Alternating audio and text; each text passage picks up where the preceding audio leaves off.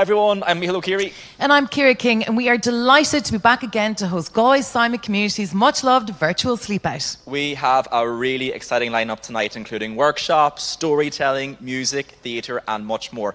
We'll also be hearing from some of Galway Simon's frontline workers about the inspiring work that they do across the region, as well as from people supported by their services who will tell us all about the impact that events like the Sleep Out have on them. We'll also have a number of spot prizes, so be sure to stay tuned throughout the evening. But first, it's important to take a moment to remember why we are here tonight. The Sleep Out for Simon Challenge is about showing solidarity for those who haven't got a place to call home.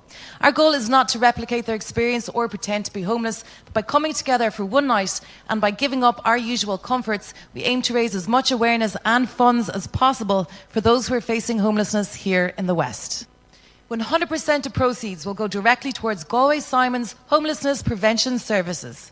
In the face of the current housing crisis and COVID pandemic, Galway Simon continue to deal with huge challenges across their homelessness prevention, housing and health and well-being services. Already this year, they have seen a 25% increase in the number of households needing our help. As high rents and a severe lack of affordable accommodation continue to drive people into homelessness, they are hugely concerned about even more challenges ahead as the mental health and economic impact of the pandemic are felt. So remember to keep calling your friends, family, colleagues, neighbours, everyone to make a donation tonight. If you're tuning in as someone who is not sleeping out, please show your solidarity by donating what you can. You'll find a donate button right above the live stream, or search sleepoutforsimon.ie if you're tuning in via Facebook. Your support will make a real difference. Chodí sibh go mór linn an uirí agus tá mhórchad tacaíocht de líthuginn arís an seo an nacht. For the past 5 years, Galway Simon Community's annual Sleep Out has made a significant impact on homelessness prevention services throughout the region. Last year, for obvious reasons, the event was reimagined and took place virtually for the first time in homes, gardens, workplaces and clubs across Galway, Mayo, Roscommon and beyond. Although we are sad not to be gathering in person again this year, we are so thankful to again be joined from a distance by so many individuals, communities, clubs, schools and businesses at home and abroad who are stepping up in support of those facing homelessness here in the West. We want to give everyone taking part tonight a special shout out. By taking on this challenge, you are enabling Galway Simon to deliver vital services to those who are most vulnerable in our community.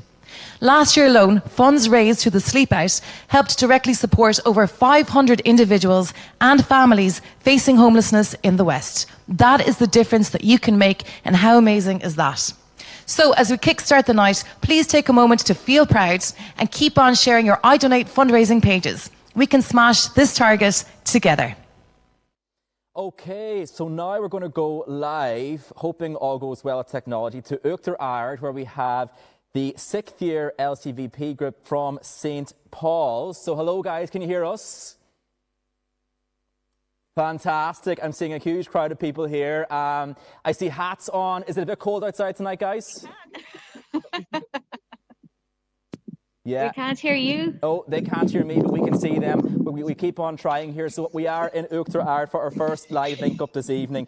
A huge group of people there gathered for the evening, hoping to talk to one or two of them in the moment. Of course, if you are taking part, make sure to tag us, tell us where you are, send us your photographs, and we will have more live link-ups throughout the evening. We're going to try again, guys, to see if you can hear us there in Uachtar Ard. Are you receiving? Not sure. We're definitely getting beautiful photos there and picture. We keep on trying, but just to recap, thanks to the incredible support of the local business community, Galway Simon have some fantastic prizes in store tonight, including a special prize for the best sleep out photos. How can you enter? Well, simply take a photo of where you're sleeping out and send it to sleepout@galwaysimon.ie. The winning prize will go to the most imaginative photo, and it's a whopping €150 voucher for Wildlands Adventure Park here in Galway. And there's a runner-up prize of a Wildlands goodie bag also up for grabs. Now, all you have to do to enter is, if you're on social media, make sure to post your photo and tag Galway Simon. The more people who know about the virtual sleep out this evening, the more funds we will raise. Now, we are getting pictures in from Uachtar Ard, St. Paul's. I'll try again here to see if we are picking up if they're picking up our audio. So hi to you all in St. Paul's and Uachtar. Give us a wave if you can hear us. Give us a wave. No, the reception's not great in St. Paul's tonight, unfortunately, but we can see a huge group gathered, and we are hugely appreciative to everybody who's made the effort. Oh, we're getting something. There seems to be a small delay. What I'll do is we'll see how the delay goes. I want to ask one or two of you to tell us why you guys in Uachtar from St. Paul's, why you guys decided to take part in the Sleep Out this year.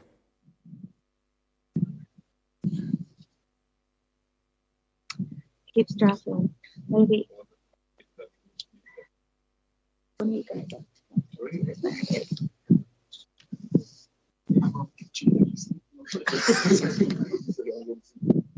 No, I think we are just out of luck today. The line isn't getting as far as Uachtar. However, beautiful pictures coming in, and fair play, guys. Look, we might try again later on. That's St. Paul's in Uachtar. We're getting thumbs up, we're getting waves. We're not getting audio at the moment. We will try again later on. But right now, I want to move on because we have a very special prize announcement for everybody who is watching. Everyone who makes a donation through iDonate between now and midnight on Sunday, as well as supporting those facing homelessness here in the West, you will be entered into a draw to win an amazing two-night stay for two at the gorgeous Ballynahinch Castle in Connemara. So that's for those who donate between now and Sunday at midnight. Now, we're delighted to be joined now by Maria Tivnan, Artistic Director at Fregoli Theatre, whose wonderfully talented team are not only sleeping out themselves tonight, but have also written and devised two very powerful pieces, especially for this evening's programme. Hi, my name is Maria Tivnan. I'm the Artistic Director of Galway-based Fregoli Theatre, and we're really happy to partake in this year's Sleep Out for Simon event. We're both doing the Sleep Out and we're also contributing to the event artistically. We have two new pieces written and devised especially for this event. Yellow by Tara Finn, which is about having and finding that new home after having lost a home or having lost the feeling of home. And Red, which is about feeling lost, not feeling at home in different spaces, and also about lack of connection and what it means to make that connection and to feel valued as a person. So I really hope you enjoy those. Home is an issue that's really close, or home and homelessness, I don't know to call it an issue, but it's home and everything that goes with that is something that's really close to my heart as a person and as an artist, and also now as a scholar, as I'm doing a PhD with the university here in Galway about how theatre artists can create or challenge meanings of home and how those meanings can circulate culturally in Galway, Gaza and Mexico City. And although they may seem like completely different places, or they've lots of different kind of shared histories, the idea of home is really a universal one. It's a basic human need, and although it's such a small word, it's really evocative and has so many meanings and layers attached to it, to do with buildings and spaces and feelings and experiences and memories. And having a home is such an essential part of being a person, and feeling at home is at the very core of all of our well-being, which is why I think the work that Galway Simon does is really vital for us as a society, as any one of us can lose our physical home or our idea of home or that feeling of home at any time. So we're all susceptible to that. So it's really important to have organisations that can support with all these different processes in homemaking and finding home. As a theatre company, we have also spent 2 years as a Roscommon Arts Centre theatre company in residence under the theme of finding home. So we really have explored home in terms of us as theatre artists having a space, a home if you like, to make and create work, and a place that we can go to do that we feel that we may belong. And belonging is really an important aspect of all of this. And also feeling at home within ourselves as theatre artists in a really precarious time, and then looking at home in broader society and what we can do to maybe feel more at home, to care better for our homes, and to be more aware of what home means to different people in different societies and in different places in society.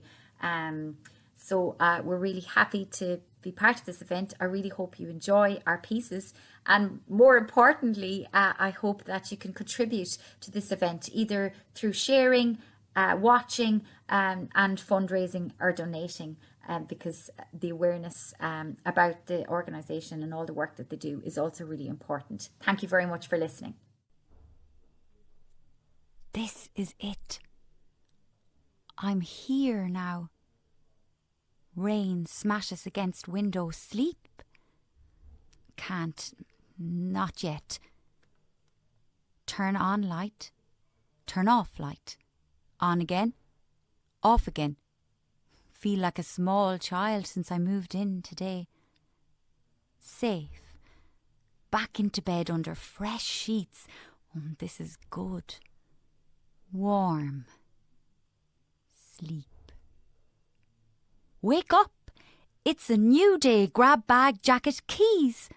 On a yellow keyring held in my hand. Walk out. Door locks. Press on door. Press. Press again. Press down. Urge to open again. Close again.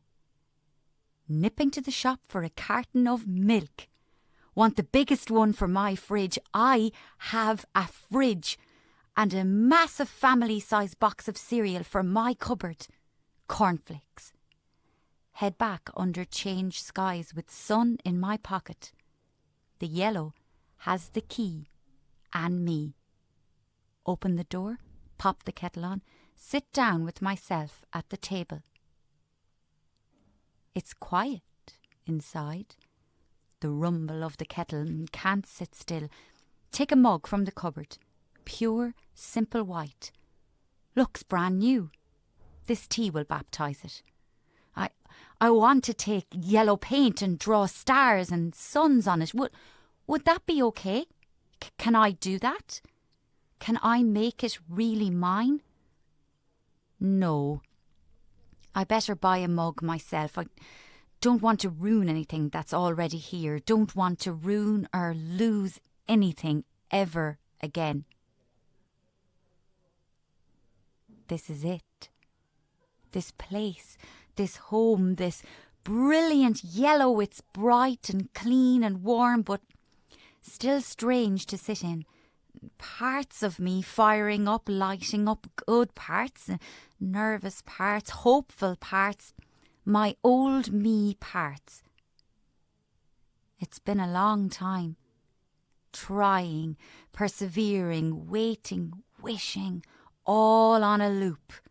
For a place like this, no, any place that I can stay, call my own. But I'm here now. The kettle reaches boiling point and I'm holding yellow in my hand and chest. I am here now. This is it. I'm home. Now, time for our first update of the evening. Can you believe that we have now raised €35,535? Well, last year was exceptional in many ways, least of all with the phenomenal amount of funds that were raised through the first ever virtual sleep out, which directly supported over 500 individuals and families facing homelessness here in the West. There are more people turning to Galway Simon for help than ever before. So let's keep those funds coming in, because together we can do this. Next up, I'd like to introduce Galway Simon's Head of Client Services, Karen Feeney, who is going to tell us more about the services your funds are supporting. My name is Karen Feeney and I am the Head of Client Services with Galway Simon. Galway Simon for over 40 years has been providing services in Galway and more recently into Mayo and Roscommon. Traditionally we started by providing accommodation to people who had kind of high support needs, high social care needs. But over time, as people moved on from supported accommodation, moved into their own homes, we began to work with them to make sure that their tenancies didn't break down. And I suppose particularly over the last 6 or 7 years with the explosion in the housing crisis, we've had more and more people reach out to us when they are at risk of homelessness. We work with single people, younger people, older people, families. Our work can be about helping people to get what they need to have the best chance to find somewhere. So whether that's kind of bureaucratic, it's an administrative piece, it can be a financial piece, it can be rethinking what's going to be okay in a search, dealing with the reality of if you've got to move out of the city to a totally different town, because that's where you can get somewhere to live. You have to kind of figure out how you're going to organise your life when you do that. And those are the kind of things we find ourselves helping people with on an ongoing basis. We've worked with people who, you know, their life unravelled because they fell off a ladder. Things happen to people and nobody knows quite what can bring them to the circumstances where they can't sustain a roof over their heads and they need help around that. Equally, on the other hand, you have people who are very vulnerable to homelessness, maybe young people coming out of care, or young people where there's maybe been a lot of chaos and crisis and don't have the family support we might normally take for granted. We would provide ongoing support as needed to help people to manage the things that might put accommodation at risk.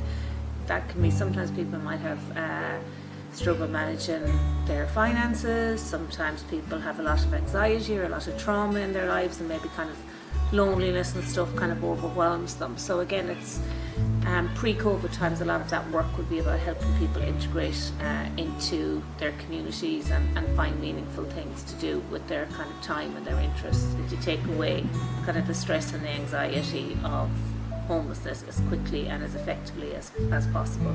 And the funds that are raised through the Sleep Out in particular are central to how we do that. And you are given in a really practical and tangible way, and it is really encouraging. Thank you.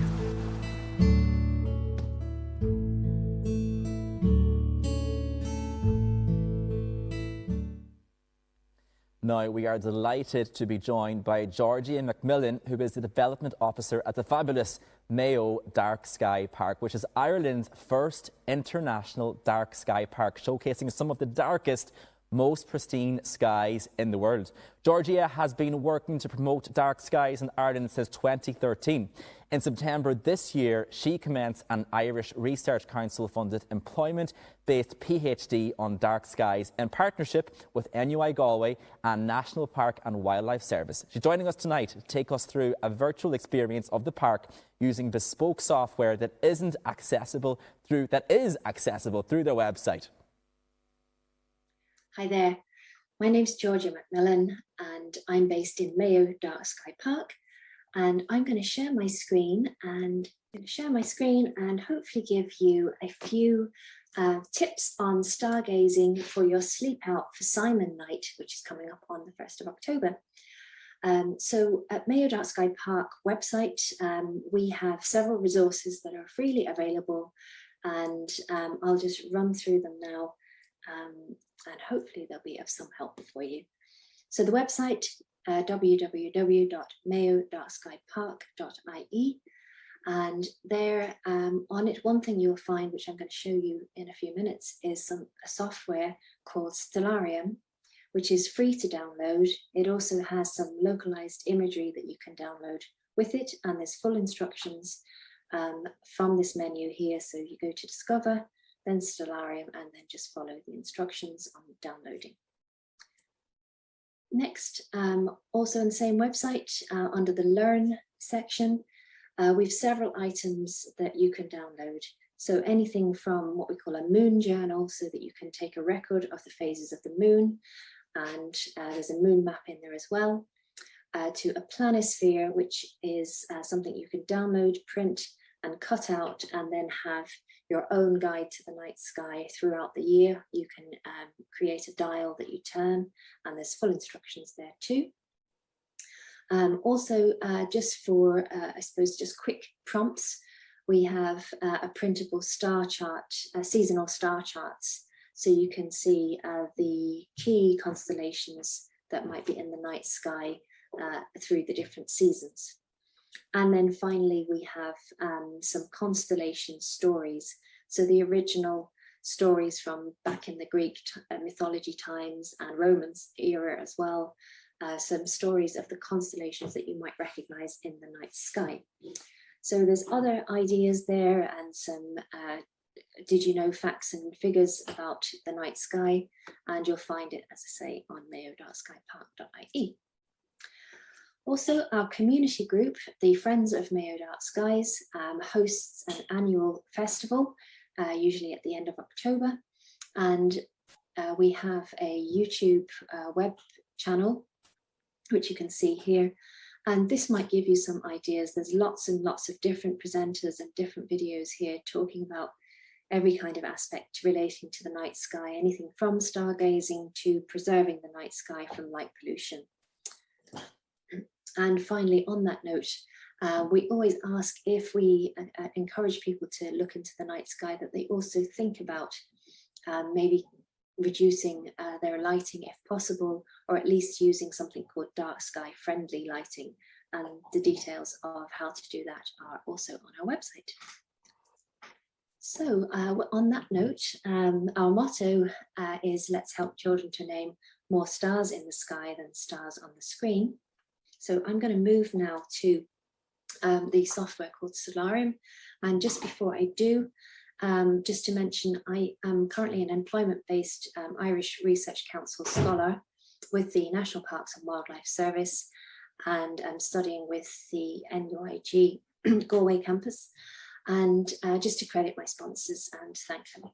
So let's stop sharing this screen and move on to Solarium software. So hopefully, okay. So now what we have here, I'm just going to zoom out a little bit. Okay, so we are just moving back to the Stellarium software that I showed you, and this is one of the first screens that you'll see. Here I have zoomed out, so we're about to land on planet Earth, as if we were arriving from outer space. So I've stretched the scenery now, and just to give us a few identifiers, this is, as I mentioned, from Mayo Dark Sky Park, and we're actually standing on a place called Cleary's Hill, or Cross Hill as it's known locally, in Ballycroy. So this is looking west, and we're looking at the setting sun, and we can zoom in to Achill Island, the back of Achill Island, Schlievemore.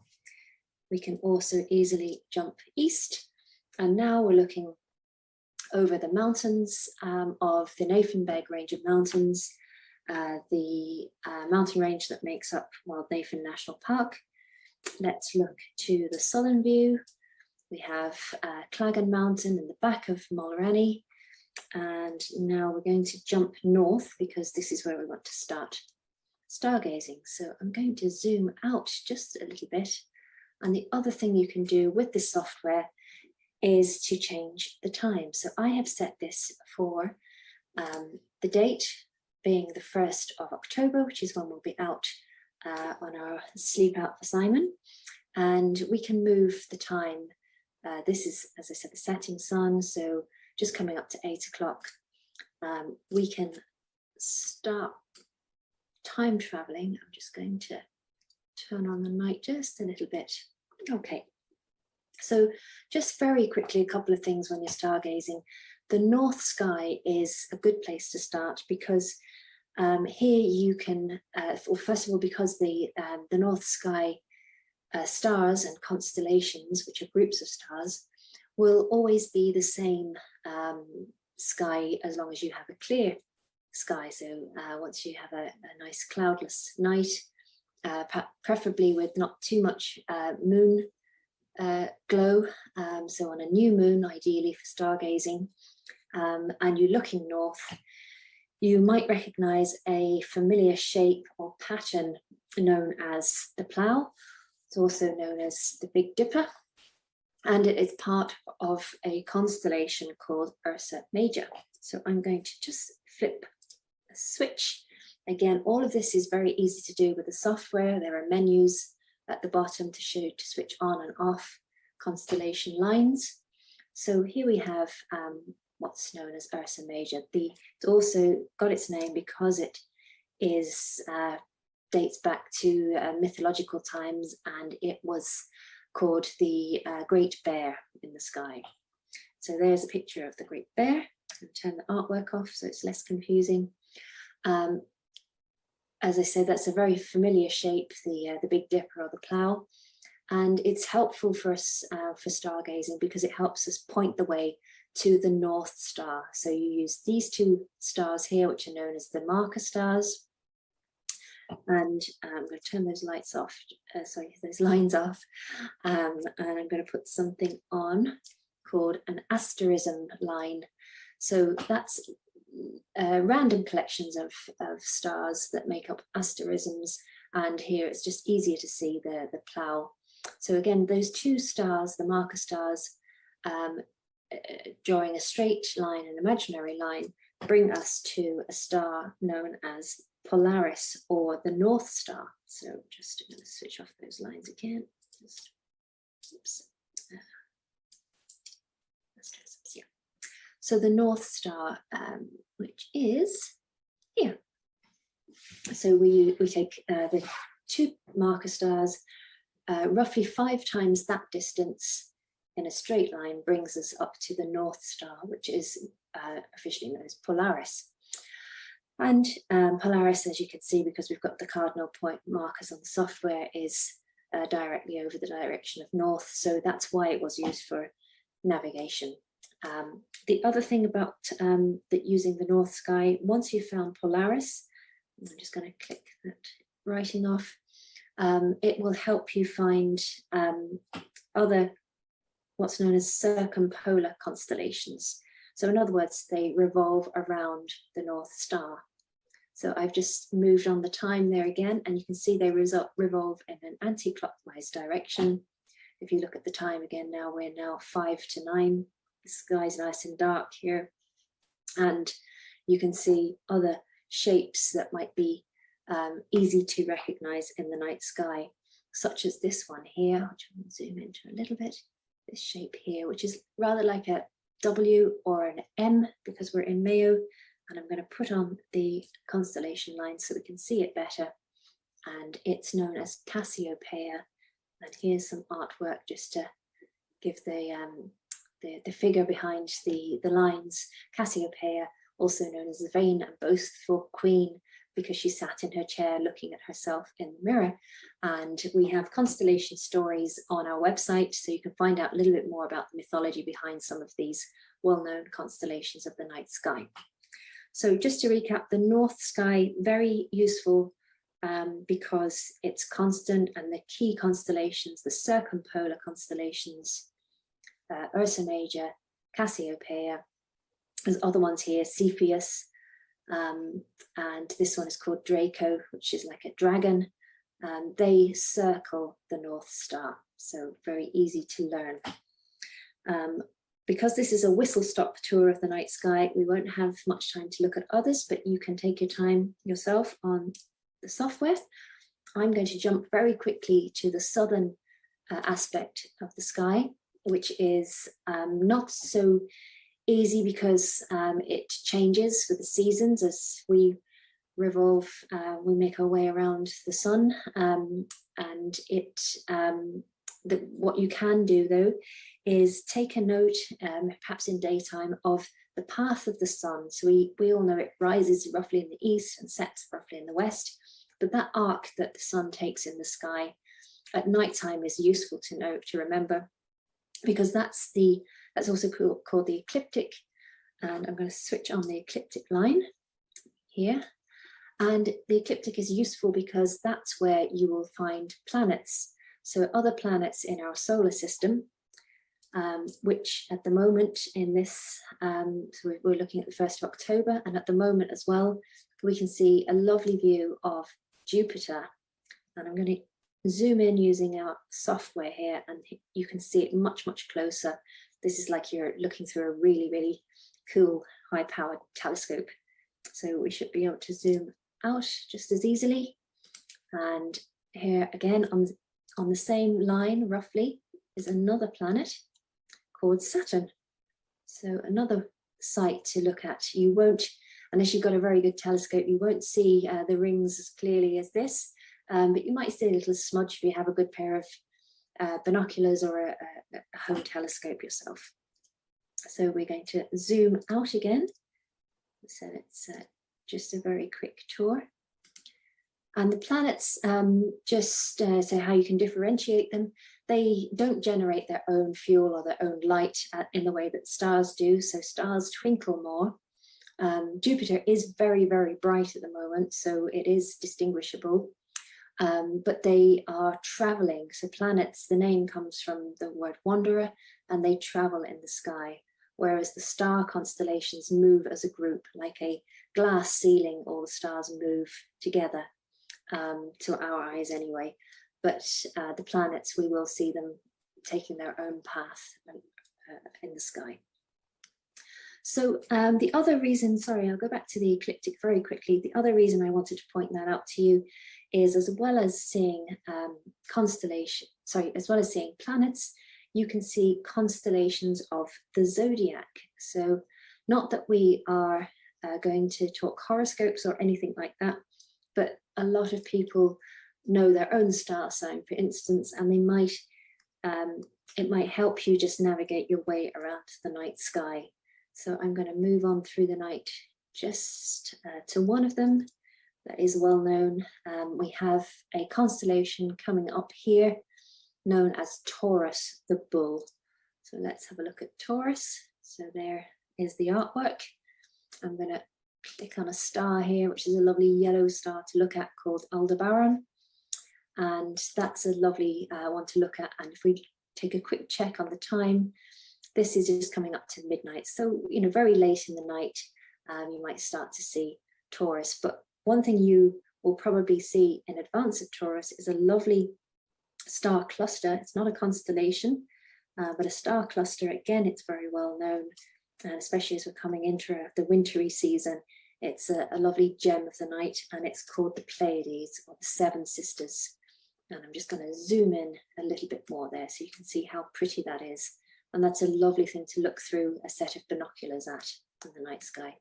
So there you have Taurus without the lines. You can see the bullseye there, and the Pleiades. And again, they're all quite close to that line. We talked about the ecliptic. Okay, so I hope that's given you a little introduction to the night sky. It's very quick. There's lots more things you can do with the software. Clicking on any of the stars or planets automatically brings up information about the color, about how many light years away they are, their exact positioning in the sky, and their official names. So do take a look if you get a chance. As I say, it's freely downloadable from our website, or it has its own website, stellarium.org. But we hope that you will use it and that you will enjoy it. And most of all, that you will have a great sleep out for Simon. And congratulations on anything that you can raise for this really great charity. Okay, thank you. Now, a huge thank you to everyone at home watching who has sent us their photos so far. Here's a look at some of them up on the screen now. Some wild and wonderful places that you guys are sleeping out in tonight. Don't forget, if you want to send your photos, we always want to see them. Be sure to take a photograph, obviously, first of all, and put it on social media, making sure to tag a Galway Simon community so that we can share them on screen. And also, it allows you to enter into our competition, which is, of course, for a fantastic 2-night stay in the Ballynahinch Hotel in Connemara. So keep coming in with your photographs. Guys, there's still time to enter a competition. Simply take a photo of where you're sleeping and send it to email sleepout@galwaysimon.ie. That's sleepout@galwaysimon.ie. Some great ones coming in, and we're looking forward to a lot more of those throughout the evening. Now, it's time now also for a spot prize giveaway, thanks to our friends at Galway Atlantiquarium. Hope I said that right, Atlantiquarium. We have a family pass up for grabs for the first person to email the answer to the following question. What is Mayo Dark Skies' motto? That is, what is Mayo Dark Skies' motto? To get a chance to win that prize, email the answer to that question, what is Mayo Dark Skies' motto, to sleepout@galwaysimon.ie.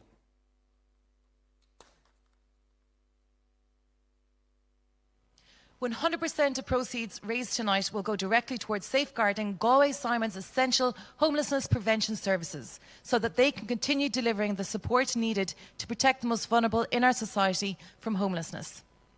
To give you an idea of the real impact of your support tonight, next up we're going to hear from Matthew, who sadly lost his home around the time of the COVID-19 pandemic.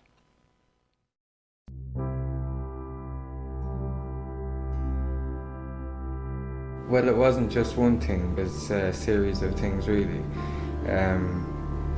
Break up with my partner, loss of the house, because I couldn't carry on my job because the COVID then kicked in at that stage. So it all happened at once.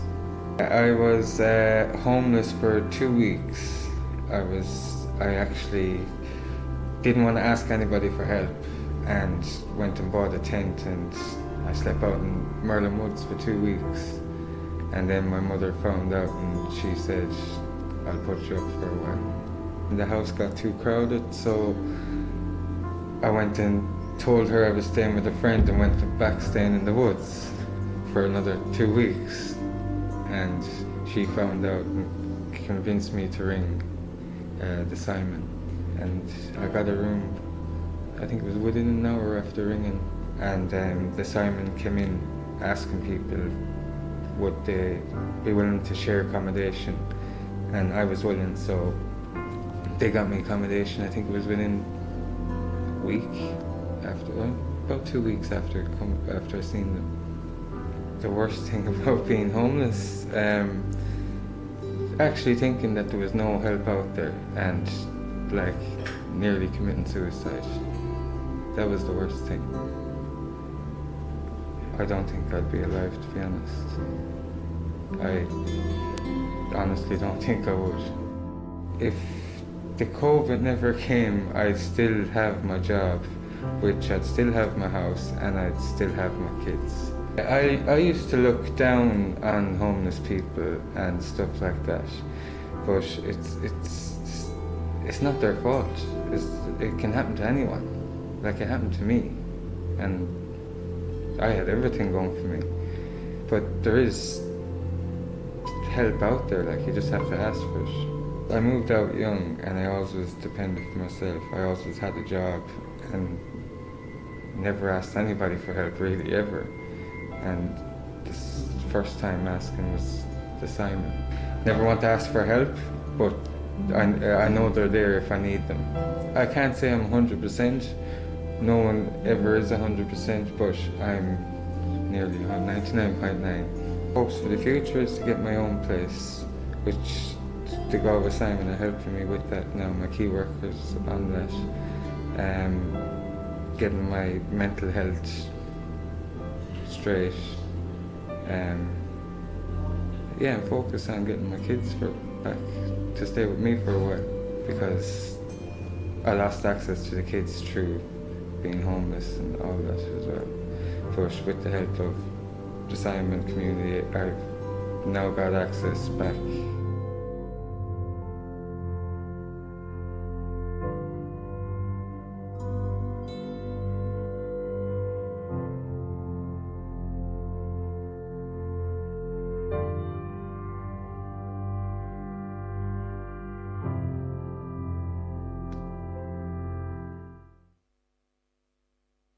Now, the team at Galway Simon have been blown away once again this year by the support and collaboration from so many individuals, organisations, artists and much more who have made this evening's show possible. Next up, we're going to see an incredible performance by a young student at Galway Community Circus.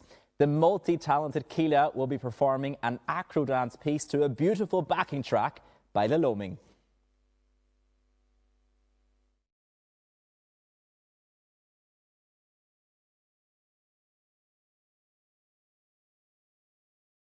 Hi everyone, my name is Isabella. I work in Galway Community Circus, and today we are going to do a bit of acro fun. If you were with me last year, you learned a little bit on how to walk as animals. Do you remember that?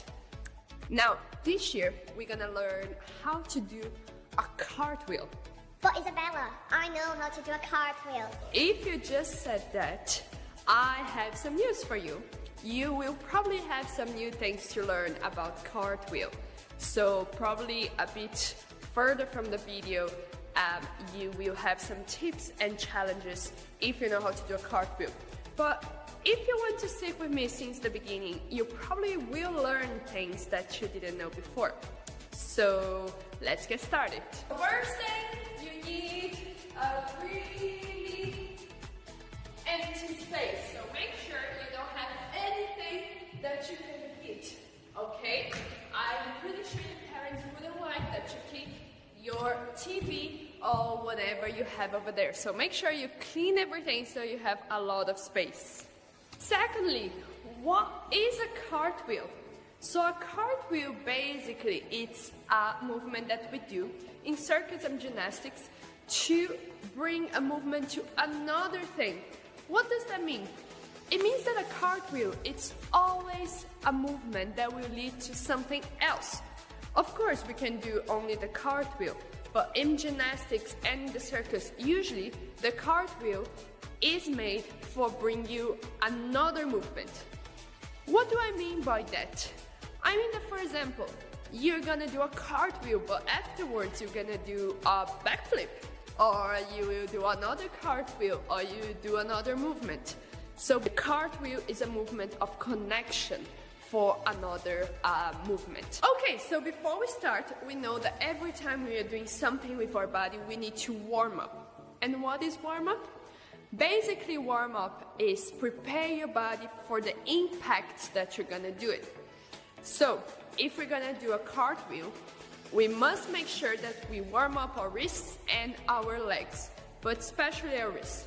So, come with me. We are going to join our hands together and we're gonna shake and turn to one side and to other side. Nice, and we shake a little bit. Shake, shake, shake, shake, shake, shake, shake, shake, shake, shake. Cool. And we're gonna grab a tennis ball, let's say. We're gonna grab a tennis ball in our hands and we're gonna rotate our wrists. Don't forget to hold your tennis ball in your hands. Here we're just pretending, yeah? Okay, so rotate, rotate, and relax. Perfect. Okay, so can you do this position here? Yeah? If you can you walk in this position? We call this duck walk. And it's great to warm up our legs. Okay? And we're gonna push one leg to one side, to stretch a little bit. And the other. To the other side. Perfect. Okay. I think we were ready for a cartwheel. Now, if we think on the cartwheel, we have the shape of a star. So we'll basically be in this position here, okay? So, what we need to make this happen is, if you don't know how to do it yet, you have to break down the movement. What does that mean? I will explain to you right now. So, this is a basic cartwheel, right? So a cartwheel, you're not exactly on the same place, you make it bigger, but depending on what you want, you can actually make it smaller, okay? So let's make really, really, really tiny, okay? So let's understand first the hands. So my hands will always be pointing forward. So can you see my fingers here? They are always pointing up or forward on the floor. Yeah, so we are not gonna put our hands like this, not like this, and for sure not like this, okay? So make sure your hands are always flat on the floor, okay? This is really important. to don't have any injuries. We have a sequence, okay? So it's not just simply put everything at the same time. It's not like that. So basically, we have to go step by step. And for that, we're gonna count until 5, okay? So, to count until 5, we will do 1, 2, 3, 4, and 5. Let's count again. So we go 1, 2, 3, 4, 5. If this was too easy for you because you're amazing, you're gonna try to do a little bit faster, okay? So you continue with the 1, 2, 3, 4, 5, but this time you're gonna do a tiny bit faster. I'll show you how. So basically, you're gonna do 1, 2, 3, 4, 5, okay? This is the first step. Isabella, I can't even do that. So let's break a tiny bit more. Right now, I'm not asking you to do any jump. I'm just asking you to position your hands and your feet on the place. So what I'm doing is I'm gonna do 1, 2, 3, 4, 5. Okay? I know this seems a bit boring, but believe me, if you understand that, you will be able to not only do a cartwheel, but improve your cartwheel and doing the different ways. So now we're gonna try with a bit more of challenge. Come with me. Okay, so first of all, in this cartwheel, we are facing forward, or I would say we would start sideways, okay? In this cartwheel, we are not starting front, okay? We're starting sideways. Cool. So what we're gonna do now, we're gonna do a bit faster and we're gonna kick a little bit more, yeah? So try always to keep your legs straight. This changes a lot the quality of the movement, yeah? So what we're gonna do is we will do 1, 2, 3, 4, 5. Okay? One more time. We're gonna do 1, 2, 3, 4, 5. If you manage to do that, you can move on. If you didn't manage yet, don't worry. Spend more time on this one. I'm pretty sure you're gonna get really fast. If you learn and you're comfortable in doing the exercise we did before, you're gonna try this one now, okay? So basically what we're gonna try is to kick even higher, okay? The idea is that we want to bring our legs as if we want to paint. So imagine with our feet, it's painting the ceiling with some ink. Which color would be that you would be painting? Okay, I'm choosing purple, right? So my feet over here is a pencil or a brush that has some purple ink, yeah? And I want to paint the ceiling with some purple ink. So let's do it together, yeah? So we're gonna start sideways, right? So I'm gonna come from here and I'm going to 1, 2, 3, 4, 5. Woo! That was fast. Let's try one more time. And we go 1, 2, 3, 4, 5. Yes. So the faster you manage to do, it means that you're getting the point of it. But it doesn't mean that the faster you do, the better it is. Because for you that knows how to do a cartwheel, here's a challenge, is to do as slow as you can. Now, let's try. So, we're gonna start sideways again, okay? And now what we want to try is to do as slow as we can. Yeah? Let's do it together. So we go 1, 2, 3, 4, 5. Did you see that I made really slow? I almost stopped in a handstand. Yeah? So let's see if you can do this challenge. If you manage to do the slow one, I have another challenge for you. So now we're gonna try to clap our feet. Now, I know it seems a bit weird, but it's a nice challenge for you that knows how to do a cartwheel already. So basically, we're gonna start from here, same idea of 1, 2, 3, 4, 5. So we're gonna do 1, 2, 3, 4, 5. One more time. And 1, 2, 3, 4, 5. Now, this challenge is a bit hard. Could you do it? I really want to see. If you can send it to us, we will love it. Now, if you're still learning how to do a cartwheel, don't worry. It's a process. You're not gonna learn like this, okay? In life, things are usually not as fast as we have in computers and cell phones. So, forget about this and enjoy the process. Start slow, start small, and increase by the time. If you don't work on the basics, when you get a bit further, you probably will lack on something. So make sure you know how to do a cartwheel and show off to your friends and parents. They will love it. So now we're gonna try to do another kind of challenge. So we were starting our cartwheel with sideways instead of front. So we're gonna change the way we begin. So now we're gonna do starting on the front, not on sideways. Yeah?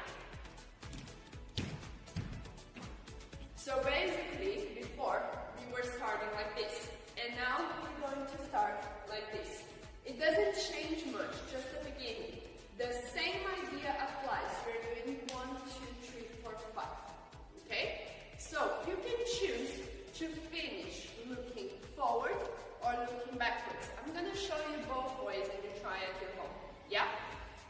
So we're gonna start forward, yeah?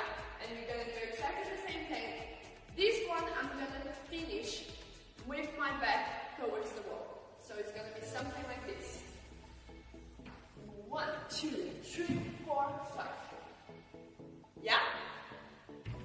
Can you see that I'm finishing with my foot separate? And this is important because this is a difference between a cartwheel and a round-off. So a round-off is when we do a cartwheel but finishing with both legs together. And this is great, but it's not what we are doing here right now. So we are starting and finishing with our legs separate. So I'm gonna do one more time so you can fix it in your head. Yeah?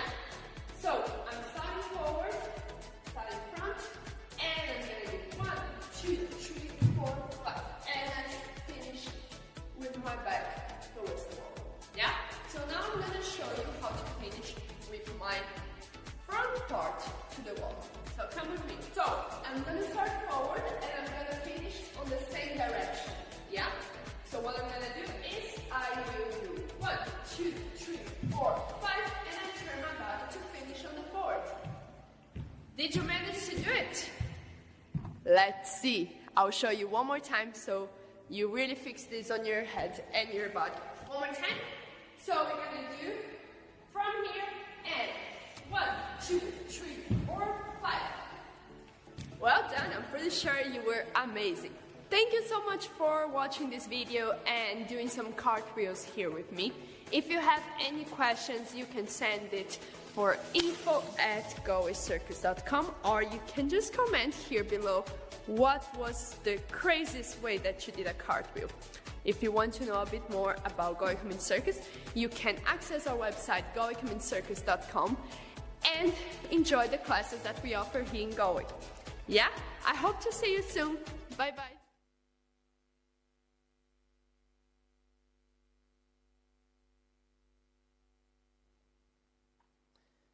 Keela has grown such a passion for circus that it's now something she wishes to pursue a career in. She's very grateful to Galway Community Circus, who have helped guide her to make this come true by supporting her with her training to circus college and giving her the opportunity to now teach at the circus.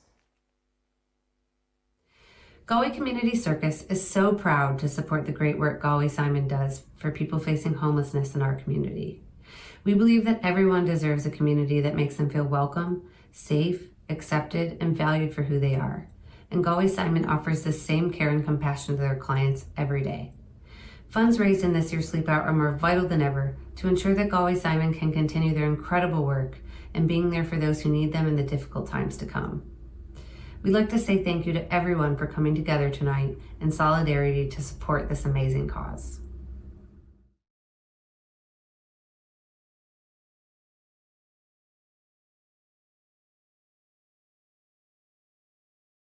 Hi, my name is Isabella. I work at Galway Community Circus, and today we are gonna do a bit of parkour and a bit of obstacle course. First things first, I'm not in my house, so that means that I don't have the normal furniture that we would have in a house. But I will improvise a bit with what we have here at the circus. I invite you now to have a look on the place that you are, on the living room or in the room or whatever it is. And you try to find furnitures and things that you can go over, under, and through. One more time, over, under, and through. Have a look, see what you have there. If you have a couch, if you have a table, if you have a chair, just make sure all of these things are strong enough to have you over, yeah? Ask your parents if you're not sure, so you don't break anything over there. And please avoid using things that are really expensive and electronic things, just to make sure. Basically, we are going to build a parkour that is also an obstacle course. Before, we'll talk a little bit about this over, under, and through. If we do the example of under, that will be literally something that you can go under. But the thing is, how can you go under? Yeah? Now, through is a bit hard to explain with the chair because it's really similar to what we do with the under. But let's think in a different way, as through being a passage, so a place that we just go through, yeah? So for example, I could do this. I just went through, yeah? And with a chair, with a table, this would change a little bit. Of course, when you do parkour, you usually do on streets, so you have different possibilities there, yeah? So there probably have some things that you can actually go through. But this would be the easiest way for me to show on the chair. And the last one, it's over. So the thing is, it's really similar going over and going through with a chair, because here I can go through my chair, yeah? So let's make it a different way. So if I went through like this, I would go over, literally going on top of it. I'm going to give you a few minutes for you to figure it out what you want to use to go under, through, and over. Over, under, through. Whatever order you decide, yeah? So we are not building at the obstacle course, we will build in a few minutes. So basically, you can start with one thing, or you can start with more than one and try different ways, yeah? So come with me, I will put my stuff here as well.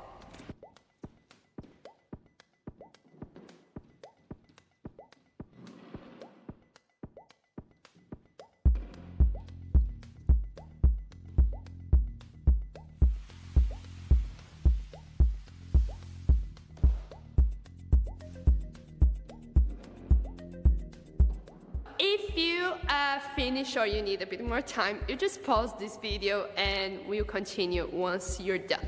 So basically here I have a chair, I have a table, and I have my couch, which is a crash mat, okay?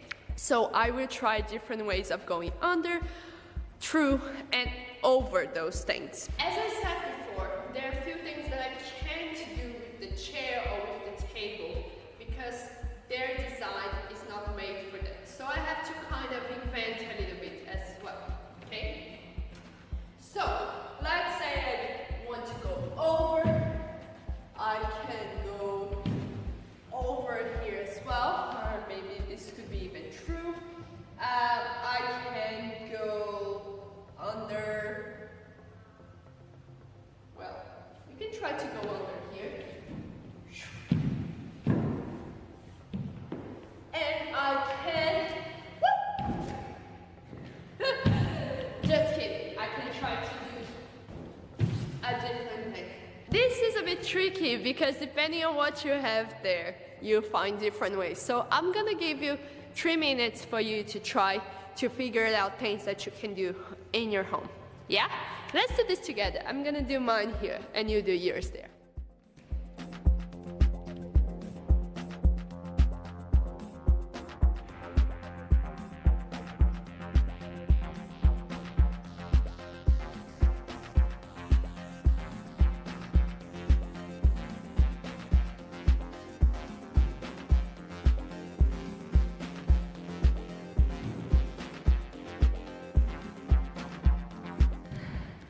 A quick reminder, make sure you do it in a safe way. So right now, I was just trying to jump through. And what happened was that things were a bit sliding. So make sure safety first.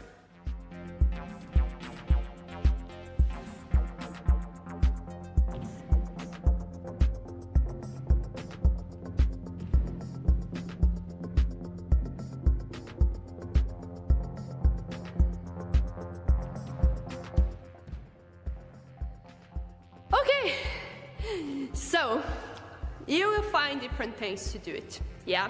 So right now, what we're gonna do is we are going to build our obstacle course. And right now, I want you to use everything that you have there, yeah?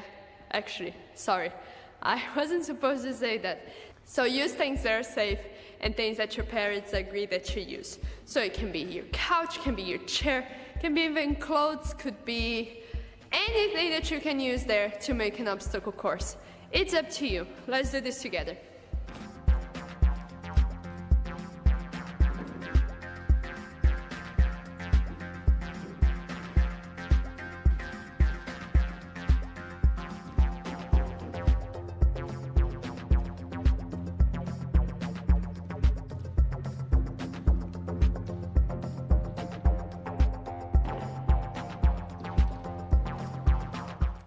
Make sure there is a kind of connection between the things that you do. As is an obstacle course, it's a course, so it needs to have some kind of fluidity. So fluidity is basically the continuing doing, so you don't stop. Yeah, so put things in a way that you have a continuity of movement. Build mine here with the things that I have. I'm pretty sure that in your house you have many more things, so you can take your time. As I said, if you need to pause this video, just do it and spend more time creating your obstacle course. Now, you can also build a few challenges for yourself, okay? So you can say, oh no, I need a place that I have to go under, I need a place that I have to be upside down, I need a place that I need to jump, I need a place that I need to be weird. I don't know, it's up to you. You can create your own rules, or you don't have to create any rules. It's all possible here, yeah? But it's just because it makes it a bit more challenging for yourself. What we're gonna do now is to try different ways of doing it, okay? So first time, you're gonna do in a normal way, just trying out. And every time you come back to the beginning, you try to do maybe another movement or a different way of making the same movement.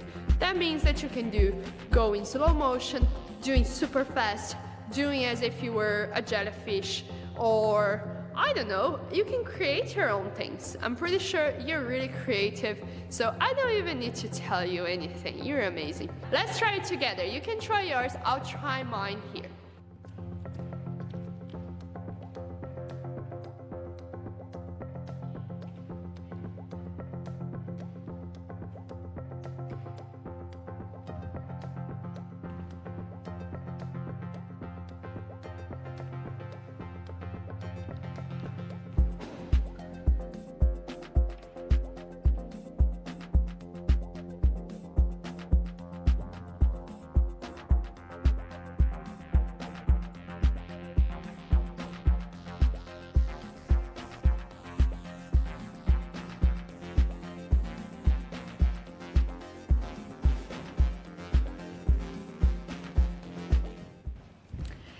was it? Did you have fun? As I said before, make sure that it is safe enough and you don't destroy everything in your house. Yeah, I think your parents will agree with me on this one. I know you probably need a bit more of time. So pause this video or just enjoy a bit of music here while you do a bit of your obstacle course.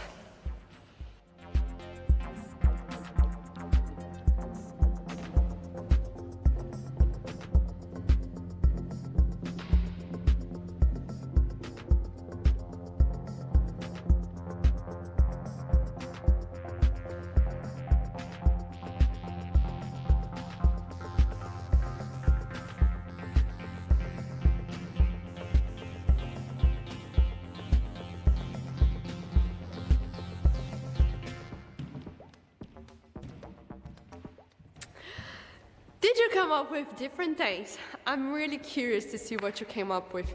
If you have a video or a picture, please send it to us. We would love to see. And if you want to comment here below for the things that you use, and we can try to imagine what are the possibilities. That will be super fun as well. As I said, this is something that demands your own time because you will take more time to grab more stuff. If you need more time, just go for it.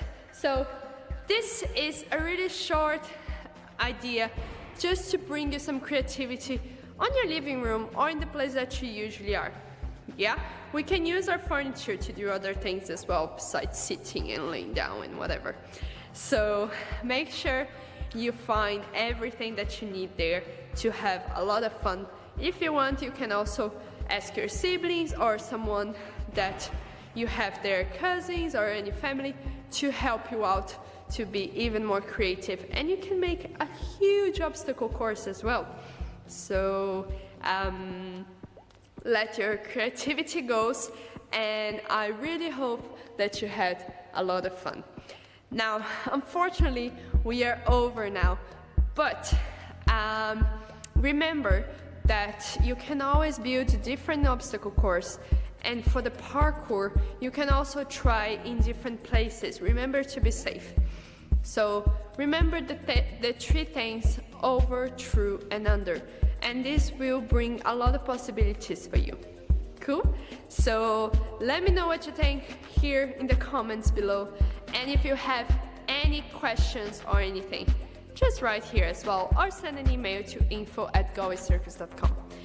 If you enjoyed this class or you would like to know a little bit more about circus, you can access our website, galwaycommunitycircus.com, and have a look on the things that we offer there. Sometimes we have online things, and we also have classes and summer camps here in Galway, Shantala.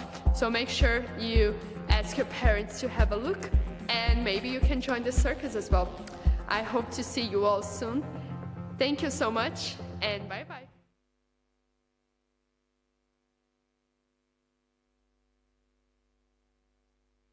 Next up, we're going to hear from one of Galway Simon's frontline staff members, Andrea Fitzgerald. Now, Andrea manages a number of services which are set to directly benefit from funds raised here tonight, which she is here to tell us a little bit more about. Andrea Fitzgerald, Service Manager with Galway Simon Community. I have responsibility for prevention services in County Galway, Housing First across the region, and the community detox. The work is very varied, challenging at times, but very, very rewarding. Like any day that a member of our team out in the county can prevent somebody from having to present to homeless services is a really good day, you know. So Housing First is an initiative, was first born in the US and Canada a number of years ago, and it began to get quite popular in terms of its approach right across Europe. So it has been operational in the east of the country for quite a number of years, and then we recently got funding here in the west of Ireland to roll it out initially in Galway City.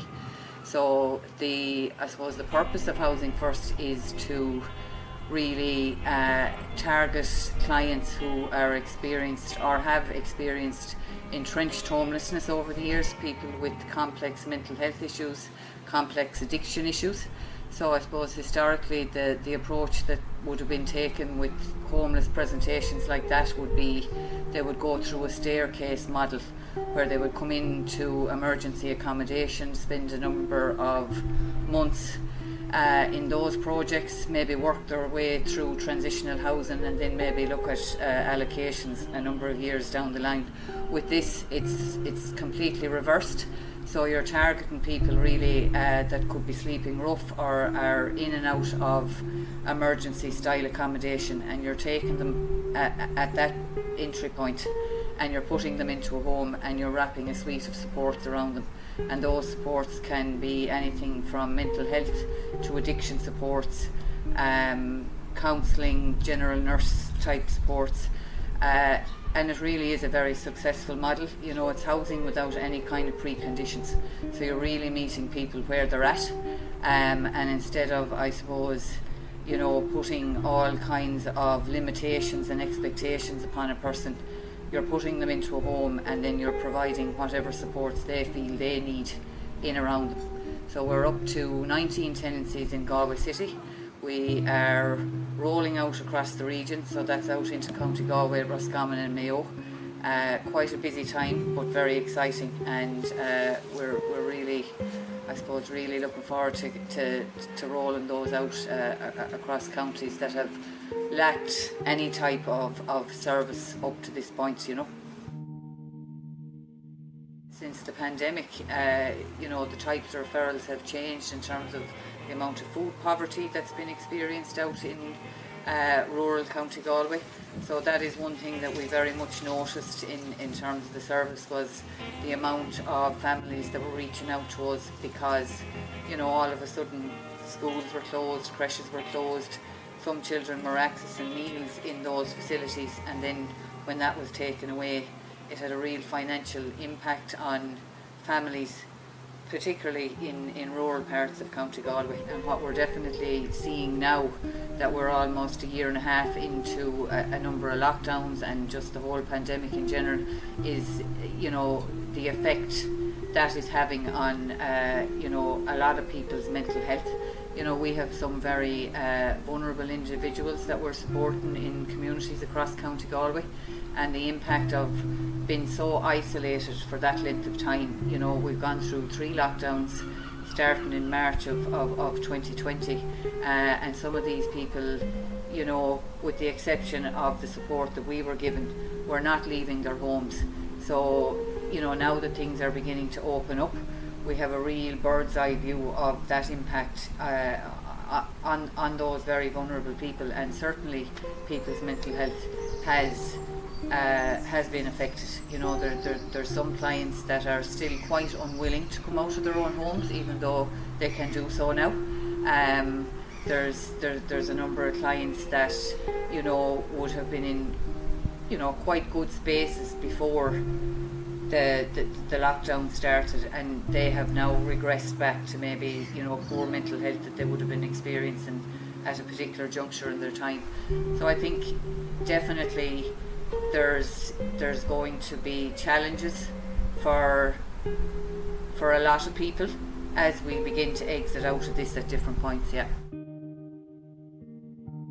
So the funds that are raised through the Galway Simon Sleep Out have a massive emphasis in terms of my own services, particularly the service in County Galway, because the reality of it is that we wouldn't be able to keep that service afloat if not for the funds, part of the funds that are raised through the Sleep Out, because the service has expanded so vastly over the last number of years. We have a special treat now, especially for the younger audience tuning in this evening, as we are joined by local storyteller Fia Rua, who has a seasonal story to tell us. Hello, boys and girls. It's What's the Story with me, Fia Rua. How are you all keeping today? I'm doing this on behalf of Galway's Simon community. They asked me to come in and tell you a few stories, and I brought a friend. Do you see this fella here? He's called Tommy. Tommy, say hello to the boys and girls. Oh, how are you going, lads? What's the crack? Look at the way I can spin my head around. Ha ha ha! Jelly, it's great crack. Now, I shouldn't be up at all. It's the middle of the day, and I usually be falling asleep now, you know, because I only come out at night time. But because it's a special occasion for Galway Simon community, I thought I'd say hello to you all. Fia. Yeah? What kind of story are you going to tell the boys and girls? Well, I suppose it's coming close to Halloween, Tommy. So maybe we'll give them a little bit of a scary story. Oh, don't tell them a scary story. It's all right. Settle down. Boys and girls, you know Halloween was invented here in Ireland. Years ago, we used to have loads of traditions in the Sound Festival. We used to have turnips instead of pumpkins. That's right, it was really hard to dig out the turnips. And there used to be this fella called Jack O'Lantern that used to wander through the valleys with a turnip in his hand. And that's where people used the pumpkins from. That's where the tradition started, right here in Ireland. There was loads of fairy traditions as well. Have you seen any fairies around the time of October? There's lots of them. There's the Puka. He's a changeling. He turns into a horse sometimes. He'll be flying by your window at night time. Have a look outside and you might see him. There's also the Banshee. Oh, don't talk about the Banshee. Don't worry, she's friendly. The Banshee is grand. She sounds like this. Ah! That doesn't sound too friendly. She's friendly sometimes. You just leave an apple on your window at Halloween night and she'll come along and get it. And also, of course, there is the Grogach. Have you ever heard of him? Oh, Lord God Almighty, he's an awful devil altogether. You'd fall asleep at night time, right? Yeah, go on. And what's he do then? He comes along and jumps on your belly. Jumps on your belly? Are you mad? Yeah, he jumps on your belly when you're asleep and you wake up and all your money's gone and then you know you've been stung by the Grogach. He's a sneaky little character. But boys and girls, there's this special little fairy that only appears at Halloween and his name is Allen. And he's not a nice fairy at all. He's long gone, but years ago, he was haunting a castle, the castle of King Cormac. And young Fionn, the great Fionn McCool, he put a stop to Allen's magic. Do you want to hear how he did it? All right. See, long ago... Go on. Is it scary? No, it's not too scary. Relax, Tommy. All right, boys and girls, if it gets scary, I'm out of here, right? Now, Fionn, his father's name was Cool, right? That's why he was called Fionn McCool. His father used to be the leader of the Fianna. The Fianna were these great big soldiers that used to protect Ireland from its enemies. And his father disappeared one time, but Fionn was left in the forest wandering around with his dog. His dog was called Bran, and they used to love playing hurling, and Bran had chased the ball and the whole lot. They were having great crack. And next thing, who appears? Only the ghost of his father. Ah! Who are you? I am your father. You're my father? Seriously? You scared the life out of me. How are you keeping that? I haven't seen you in ages. Fionn, I have a message for you. A message for me? What? You must go to Tara. Tara, where the King of Ireland lives? Yeah, the very one, said the father, because you're the rightful leader of the Fianna. Me? But I'm only a little boy. I'm only 8 years of age. You need to go to King Cormac and protect his castle against Allen. Who's Allen? Allen? Allen is the wicked fairy who comes down every Samhain, every Halloween, and sets fire to the castle. He's a fire-breathing fairy. Oh, my God, a fire-breathing fairy. But you can put a stop to him, Fionn. Me? But I'm only a little boy. You need to get my famous spear. And who has the spear, da? Only the Banshee of Cruachan. I'm not going near her, said Fionn. He's dead right. He is dead right. But listen, they had a plan. He went into Cruachan, sneaked in the middle of the night, and there was the Banshee, but she was asleep. So Fionn had to grab the spear before the Banshee woke up. Oh, that sounds like very dangerous work for you. It is dangerous work, but no better man than Fionn. So he sneaked in to the Banshee's cave. There was his father's spear, and he pulled it out really slowly. And she moved a bit, but she didn't wake up. So he kept taking it. And then Bran started barking. Roar, roar, let's get over here. And Bran woke up the Banshee. Oh, leg it. And they flew away. All the way to Tara. No sign of the Banshee, with the spear in his hand. He arrived in Tara just in time for the Festival of Sound, the Halloween party. But the king wasn't looking too happy, King Cormac. Oh, hello, little boy. What brings you here to Tara? I've come all the way to protect your castle against the evil fairy Alan.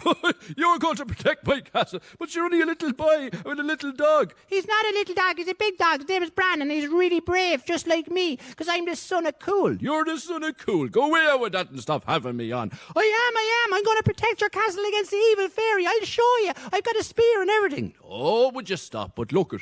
It's been going on for 10 years. Every Halloween Eve, just before we start the party, this bloody fairy comes along and sets fire to the castle, and then we all have to build the castle up, and we have a terrible Halloween every year. So if you can help me, well then I'll surely make you the leader of the Fina. The leader of the Fina? What do you think of that, Tommy? Holy mackerel, that's great news altogether. I hope he can take care of that fella Alan. He looks like a scary fairy. He was a scary fairy, but no better man than Fionn. So Halloween night came, and Fionn stood outside the castle walls with his father's spear. Now you see, Alan had a trick. His trick was that he had a magic tune that he could play on his whistle.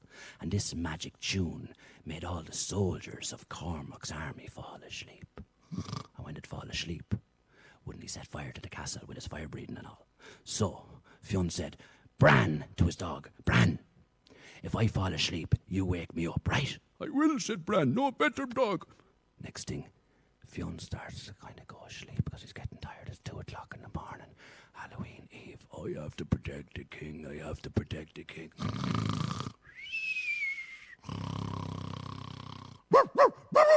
Oh, Bran, did I fall asleep? You did. Who comes into view? Only Alan.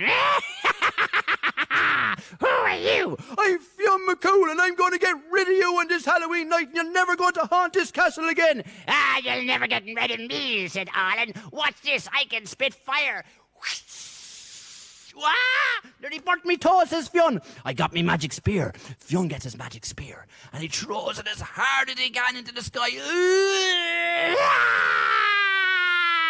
Ow! Got Alan right in the shoulder. He spinned around in the air about 10 times and flew off, never to be seen again. And Fionn and Bran cheered. Hooray! They called out Cormac. Cormac, come out quick. I'm after putting an end to that whole Alan business. What? Where is he? Why isn't my castle burnt down? We got the spear and we threw it at him, and he's after flying off, and he'll never come back again. You don't have to worry about it ever again. Hooray! And all the people in the castle had a big party for little Fionn, and he became leader of the Fina. And ever since, they had the best Halloween ever. And that, boys and girls, is the story of Fionn McCool and the wicked fairy Alan, and how Fionn became the leader of the Fina. What do you think of that story, Tommy? Oh, that's a great story. A good ending, too. You can't beat a good ending, can you, Fia? That's right, Tommy. And what are you going to dress up as Halloween? I was thinking of dressing up as a mouse. What? A mouse? That's right, yeah. I can just mix in with the enemies, you know, like they wouldn't know I was there. Next thing, I'll gobble them all up. Oh, you're a devil. You're a devil, Tommy. Fly up to your tree there now. Up there you go. All right, boys and girls, thanks to the Simon community. I'm Fia Rua. This is What's the Story with Fia Rua. Happy Halloween. Hey, Fia. Yeah? Why don't you sing one of them songs you used to sing on Halloween with your bow run? The bow run? That's a good idea, Tommy. Get down there for a sec now and I'll sing a song for the boys and girls. This is an old bow run, and this is an old song that we used to sing at Halloween. Are you ready now? Sing along, boys and girls.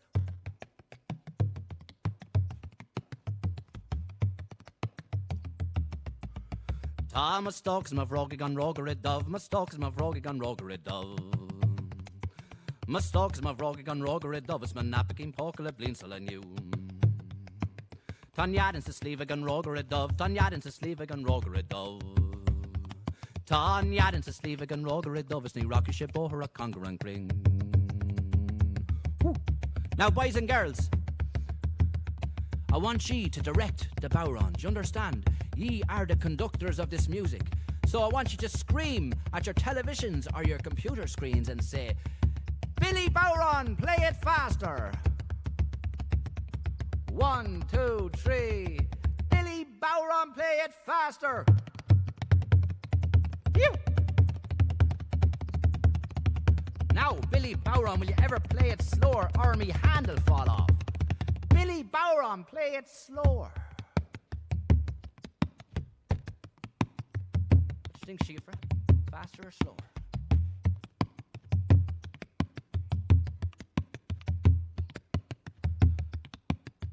helper has told me that we have to go first slow and then fast. Are you ready, boys and girls? After 3, I want you to say, Billy Bowron, play faster. 1, 2, 3. Billy Bowron, play it faster! Pew! And all the boys and girls at home, I want you to jump up on the sofa and jump up on the table and jump around the kitchen and jump around the sitting room and have an old dance for yourselves.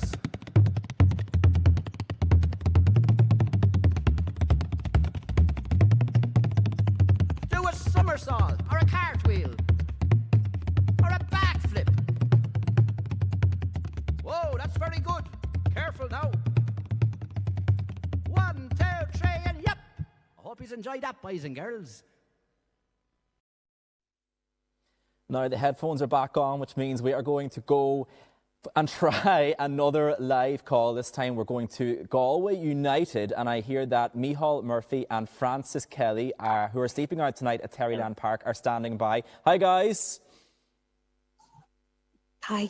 How you doing? Hello there. Good to see you on what is a very cold Friday night in Galway. It's a big change in the weather this week. Guys, tell us, well, first of all, the big news in the street is, of course, Galway United tonight playing in Cove. 1-0, I believe the exclusive score is. But you obviously haven't made the journey down. You stayed in Galway this week. We can't really hear you there, but I can tell you why we're here and what the club is about.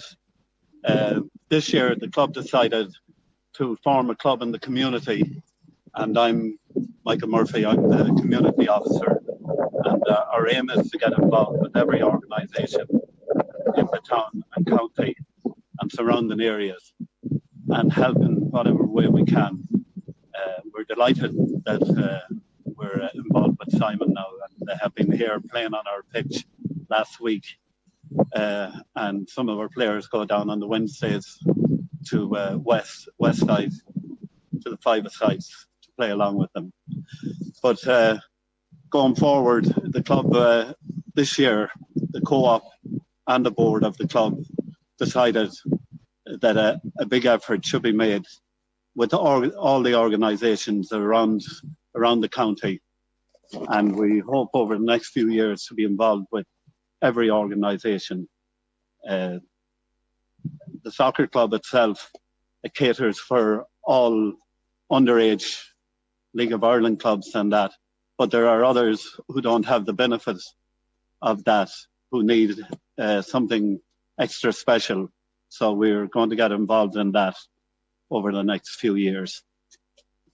Super. Good evening, Micheál. My name is Francis Kelly. I'm the manager here at Galway United Football Club. So this Micheál here approached me a couple of weeks ago about doing the Sleep Out Native Galway Simon, and it's a charity that I think we should all support.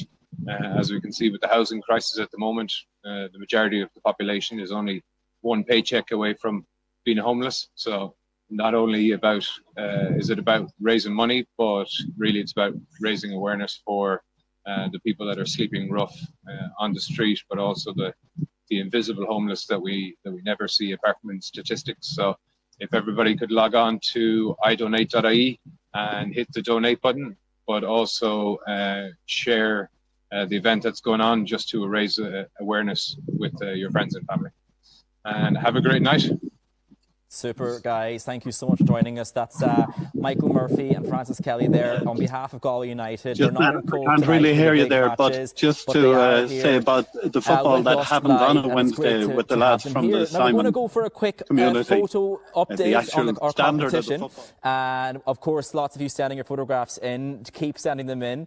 If you send your photographs, make sure to tag Galway Simon Community, and as well as displaying the photographs on screen. Some of you will have a chance, hopefully, to win a fantastic prize. So do keep do keep sending in those photographs. Some messages coming in too. We love hearing your messages.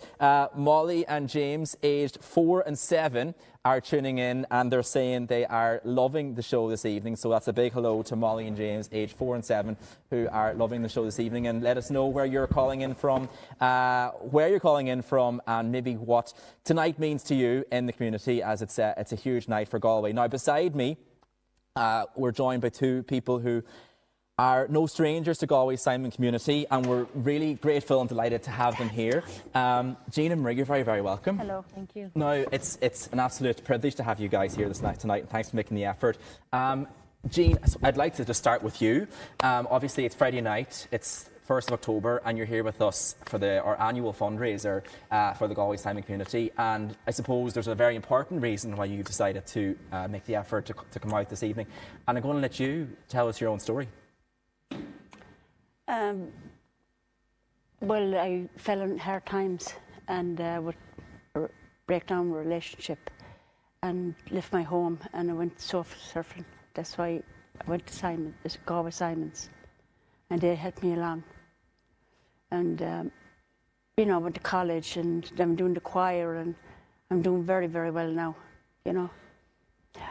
It's clear that the Simon community has been completely important to you, Jean. Yeah. Tell us what has the community done for you? How has it helped you? What kind of things has it brought you? It brought me happiness. Galway Simon was there when I got sick, and they were there when I came home, and looked after me very, very well. Now I'm in my own home. I don't even know myself. I'm so happy. It was Galway Simons that brought me home, you know, and Marie got me onto Zoom for stroke, you know, things like that, and, you know. Yeah, and it was amazing even talking to you side stage earlier. As you said yourself, you're so full of sport, you're so full of joy and crack and banter and everything. And, you know, it's amazing that you really attribute this to what we're raising funds for tonight. For people who are watching, Jean, who maybe are thinking of donating what they can, if they can, what would you say to them, or how important is the Galway Simon community to helping people like yourselves? Galway Simons is very important. Look what they did for me, and there's ladies out there that needs help, you know, just like I did. And to be brought home to their own places, and, you know, donate what you can, and, you know, things like that. Yeah. Marie, you met Jean a few years ago, and obviously Jean is one of, unfortunately, other women in Galway of similar situations. Tonight is a hugely important night for the services that you guys provide, isn't that right? Yeah, massive. So I suppose I would have met Jean maybe nearly a decade ago at this stage. A completely different woman now from and she won't mind me saying, the broken woman that I would have met. Like, no confidence, in a miserable situation, as she said herself, had fallen on hard times. So from when I first met Jean, you know, we offered her listening support in relation to kind of getting a housing application up and running, you know, paperwork, stuff like that people may struggle with. Building a rapport then with Jean, I suppose there was the fear of leaving the county. And at the time, there was no kind of county services as such other than outreach in the day centre. So working, you know, with women and men in Jean's situation, there's big fear around coming in to the big bad world, into the city. But through, I suppose, the rapport and kind of tipping away at her daily over the cups of tea and the chats and, you know, the laundry and the basic essentials that some people don't have or that we take for granted. She agreed to come with us and come into community-based housing, where she absolutely flourished. She was in, you know, the music group. She went back to college. Things that Jean never thought that she would be able to accomplish. So kind of coming full circle, and she's in her own home now, like it's massive. And I suppose Jean attributes a lot of that confidence to the work that Galway Simon have done with her and stuck behind her, and the other clients that Jean has met on her journey. You know, there's a lot of other people in that situation who unfortunately don't come full circle or fall back on hard times. And, you know, I think Jean is like a beacon of hope for a lot of our clients. People look up to Jean.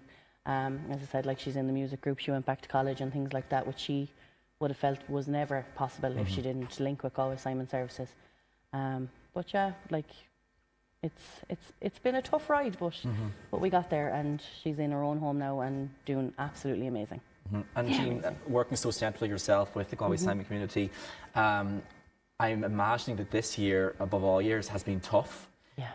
With everything we've been through and things have changed. Would it be, is this year more important than ever for people who can to give what they can? Absolutely, and you know what, like everybody has fallen on hard times this year. You know, there's been a loss of jobs, loss of homes, and I think the prevention services that Galway Simon provide have seen a huge increase. I know my manager Andrea would have mentioned it in her interview earlier on, like the huge increase in food poverty and things like that. You know, like kids who were going to school and they were getting their meals and stuff, their families were falling on huge hard times in relation to food and just general upkeep of their homes, because, you know, there was a lot of wage loss and stuff like that. So donations are massive in relation to keeping prevention services going, and, you know, the resettlement projects that Galway Simon run in relation to community-based housing, where Jean would have lived with other people, and the key workers being able to continue to deliver, you know, feed hampers and simple things that you don't think of, because, you know, in our own homes we always have a full fridge, but those are the simple things that can lead to massive amounts of, you know, financial instability for families. So donations like that are huge, and even donations of hygiene products and things that are, you know, expensive in your normal shop, that you can then put that money towards your rent or, you know, the upkeep of your home and stuff like that. So, like, donations are huge. And Jean, coming back to yourself, just obviously it's very brave to come out on a live broadcast like this evening and to, you know, tell your story and to encourage people at home to give what they can. But I suppose what I would love to ask you is, you know, I know you were really pushing to come on tonight, and you were really wanting to, and you wanted to do your bit, as you said. But I want to just ask you, just as a kind of final question, what was the main, why have you decided to come here tonight to speak to us at home? What is the main reason? What is it you're hoping for this evening? Well, why I came here this evening was to tell people my story and to see how I turned out, and to thank Galway Simons for bringing me along and bringing me home. And I'd like to see other women get what I, you know, the chance I got, you know.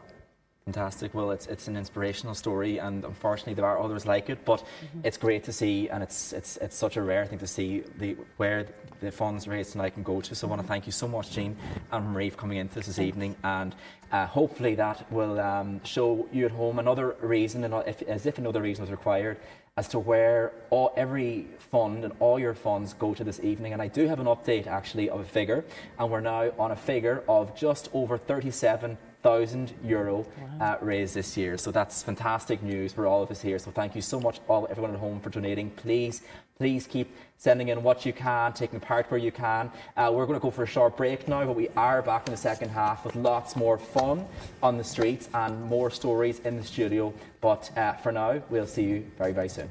Thanks, guys.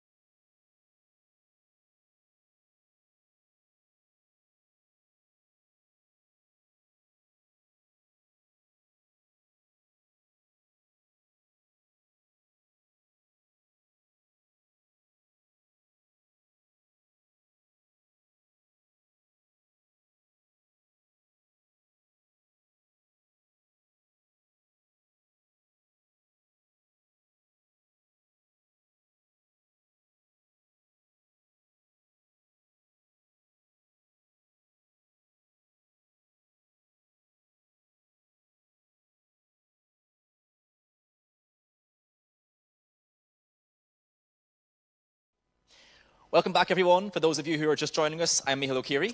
And I'm Ciara King, and we are delighted to be hosting Galway Simon Community's Virtual Sleep Out 2021.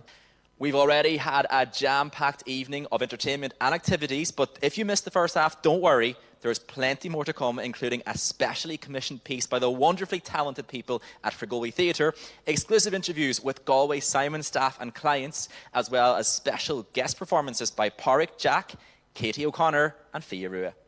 Before all that, though, it is important to take a moment to remember why we are here tonight. The Sleep Out for Simon Challenge is about showing solidarity with those who haven't got a place to call home. Our goal is not to replicate the experience or pretend to be homeless, but by coming together for one night and by giving up our usual comforts, we aim to raise as much awareness and funds as possible for those who are facing homelessness here in the West.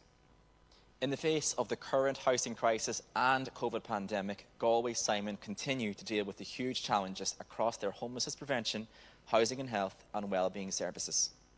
Already this year, they have seen a 25% increase in the number of households needing their help.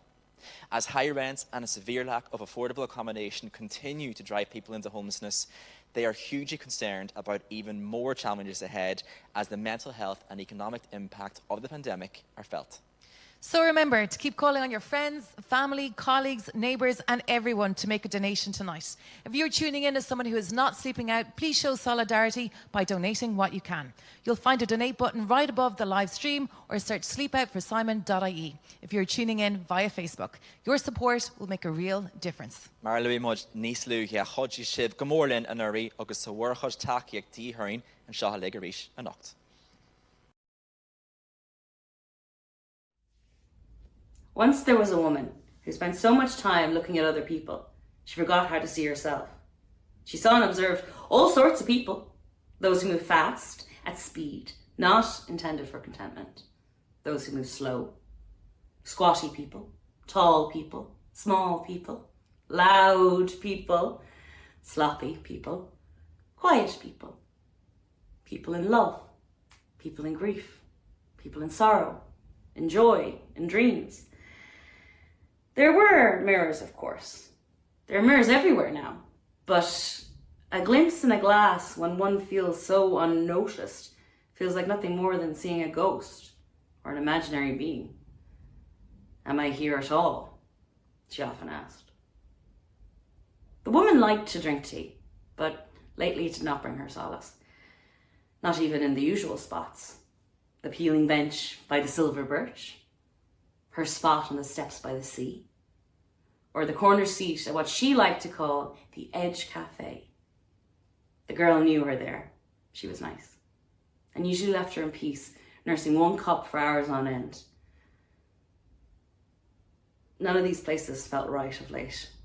They'd all begun to slip away, to feel unrooted, like someone could come along any minute and just unclip the edges and roll them away neatly into a cardboard cylinder to be wheeled off on some kind of office trolley, efficient as you like, no trace. Maybe it was she that was unrooted, constantly moving, yet feeling stuck. Not really moving at all, just pretending to move, pretending to be part of the big owl world, hoping that one day she might be. One thing she liked was bright colours. She always made an effort like that. She had a particular fondness for red. There are many shades of red, 122 in fact, and she was more partial to the shades that veered towards the dark, like an unassuming marigold or the bottom of a rhubarb or cherry jam. Never lipstick. Lipstick, she felt, was for people who had something to say. Someone who felt like someone, she supposed. But little things like bottle caps, petals, and bigger, like hats, scarves, and even socks were fine. Socks, red socks, were fairly unusual. After all these years, she had but 3 pairs, left behind now. God knows where. But today she had on her red cardigan, and she pulled it close. an action reminiscent of a former life, a life before what she did not yet know. The girl in the cafe slipped her 2 of those fancy biscuits, the long boys and the black wrappers, that were presumably made for coffee and not for a humble tea, but she was grateful for that. There was a gentle breeze, and although it was cold, the sun was peeking out, and she was grateful for that too. It was autumn, her favourite, the season of change and possible leaves of red. She'd no real grog for a summer. Nothing worse than a summer's day to make you feel well and truly alone. Hello? God, what was that? A hello from a crimson mouth. Is it okay if I sit here? I won't be long and all the other seats are taken. A mumble. Thanks, said the mouth attached to a round face with sprigs of blonde curls and compressed by a dark green hat. And eyes too, yes, green eyes that held hers for more than an instant, that kept hers in a gaze. It's a lovely day today, she said. I really like autumn. There's a good feel of it today. There is, she croaked. How long had it been since she put more than 2 words together? There is indeed, she said, a little more loudly. And so began a conversation. Short, albeit, but it had it back and forth. More than a mere transaction. A connection. I better be going, so said Crimson. Nice to meet you. And she sauntered down the street. Nice to meet you. Nice to meet you. Nice to meet you, replayed around and around in her head as she finished her cup of tea. Earlier this evening, we were also joined by Georgia McMillan from Mayo Dark Sky Park, who gave us a fascinating virtual tour of the park. Again, if you missed this, be sure to search for the video library on sleepoutforsimon.ie. Next up, however, we are delighted to be joined by Georgia's colleague Margaret Flaherty, Supervisor Guide with the National Parks and Wildlife Service. Margaret is passionate about nature conservation and education and is here this evening to share some insight into nocturnal biodiversity. Hello everybody, my name is Margaret Flaherty and I am a Supervisor Guide with the National Parks and Wildlife Service based at Wild Nathan National Park, which is also the Mayo Dark Sky Park. Here you've got a visitor looking up at the dark skies and the starry skies above the Claggan Mountain Coastal Trail, which is in the National Park. So what's special about Mayo's Dark Sky Park? Well, it's the first dark sky park in Ireland and it was awarded gold tier status in 2016. The lands below the Dark Sky Park are also the National Park. So it's a wonderful place with mountains, bogs and forests. And it's a really nice place to explore during the daytime with lots of different biodiversity. But half our park is after dark. And there's a lot of nocturnal biodiversity that makes its home in the National Park. So nocturnal biodiversity includes various types of animals that come out at night to hunt, to mate, or to avoid predators. And here we see a selection of the types of nocturnal biodiversity that we get in the National Park and the Dark Sky Park. So we have badgers coming out to eat earthworms that come to the surface at night time. We have bats that have adapted to feeding using sound, echolocation. We have things like woodcock and snipe that are active in twilight hours and at night. Pine marten are feeding on things like mice and shrews that are more active at night. You're probably all familiar with moths. So most of the moths that we have in Ireland would be nocturnal. We do have a lot of day-flying moths as well, but people associate moths with nighttime. And then we have things like smooth newts, which are amphibians that live in our bog pools, and they are more active at night too. So the dark matters. And when we have lots of light pollution, what we're doing is the darkness is disappearing and we're turning the nighttime into day, which can cause serious problems for our nocturnal biodiversity. And anybody living in towns and villages where there's a lot of lights on at nighttime would probably be familiar with hearing bird song at night. So this really confuses the animals. Birds that are singing throughout the day and throughout the night are losing a lot of energy that they could be using to feed, and they need to rest at nighttime. So it can become a big problem.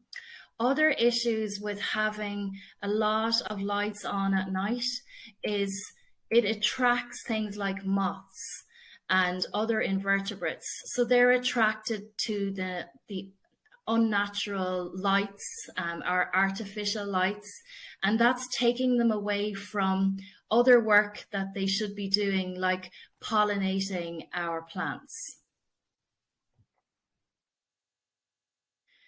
Another phenomena, and also related to taking invertebrates away from where they otherwise would be in the wider countryside, is this this issue, like with predators that are feeding on those invertebrates. So here you can see the moths are crowded around the light, and that may bring bats. Some bats don't mind the light, and they're coming to the light to feed on these invertebrates. And then these bats become more visible to predators, so they may get predated on. And then we have bats over on the other side that are keeping well away from the light, so they're avoiding the light, but their food has all gone towards the light. So we're disrupting the natural distribution of our invertebrates in the night sky. Another interesting thing from phenomenon is animals using lights to navigate. And here we have a picture of a great diving beetle, and you find these great diving beetles in bog pools. We actually get lots of these in our little bog pool at the Ballycroy Visitor Centre in the National Park.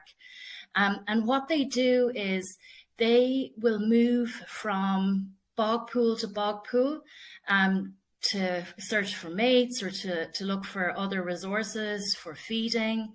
And they use the light of the moon reflecting off these bog pools to find a new bog pool.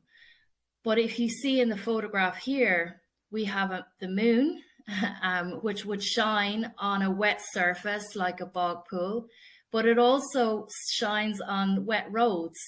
And the great diving beetle can often confuse the wet roads in a town or village for a bog pool.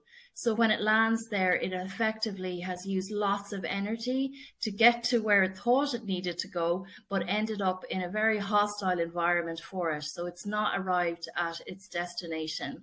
So this is a very simple example of what can happen when we've got artificial light and it's affecting species that are moving from place to place, relying on the natural lights of the moon to navigate. And this happens with birds as well.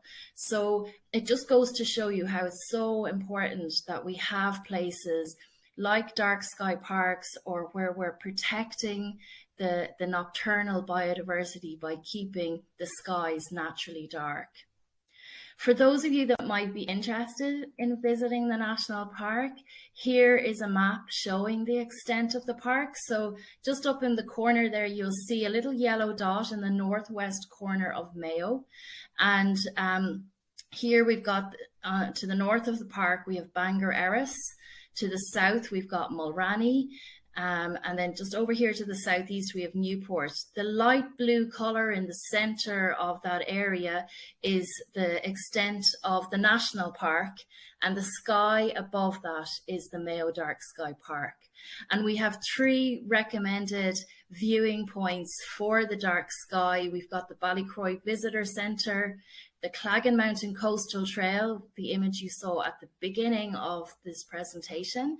And then we've got the Robert Lloyd Prager Centre, or it's a stone bothy in the Letterkeene Forest. And those 3 locations are open all the time for visitors to come and explore during the daytime, but also at nighttime to view the night sky.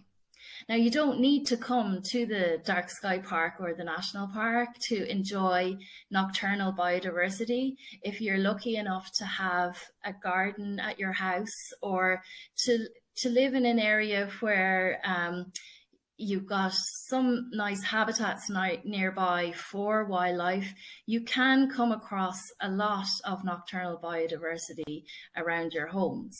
So, you might see tracks or signs in your garden of biodiversity, nocturnal biodiversity, like footprints or droppings. Earthworms are very active at night, so they come to the surface to feed at night. And then because you're getting some invertebrates in your gardens, you will find that you might attract some hedgehogs, some bats that are looking for insects. You might have some wood mice. Again, having these kind of these rich gardens or rich habitats in urban areas does attract things like owls as well. So you mightn't see the owl, but you'll hear it.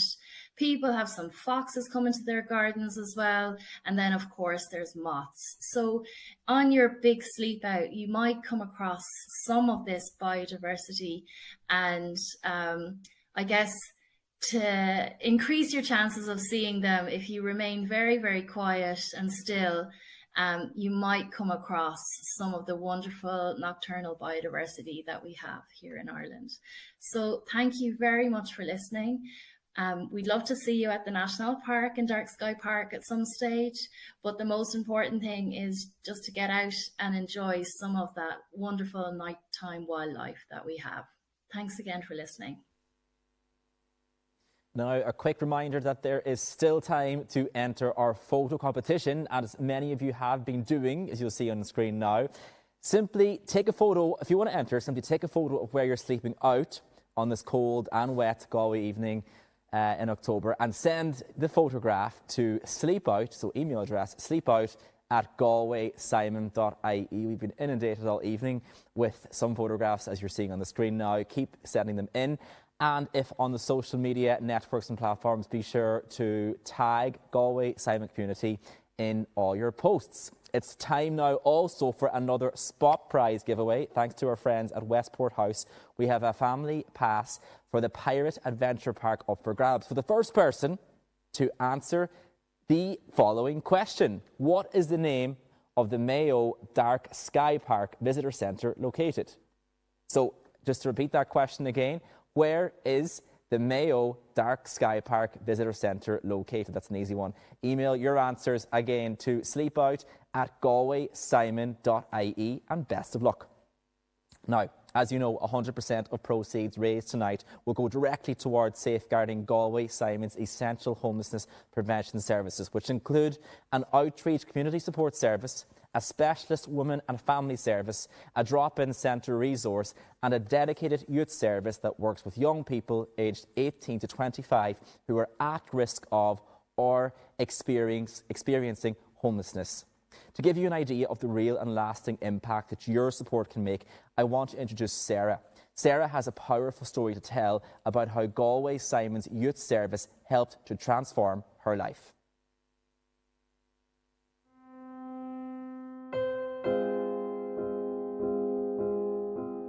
I was put into care when I was 16 years of age for educational reasons. I was introduced to aftercare at the age of 18. Good evening.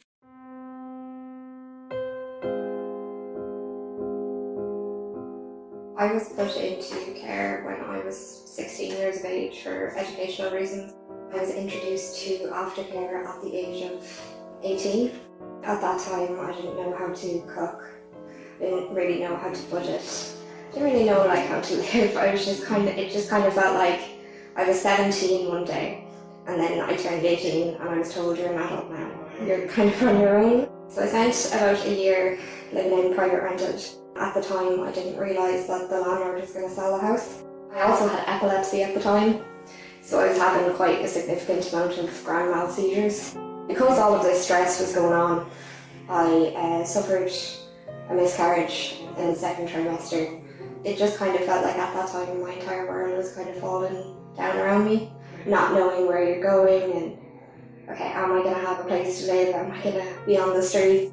I was facing such a low period of my life that I just didn't think I was going to make it through.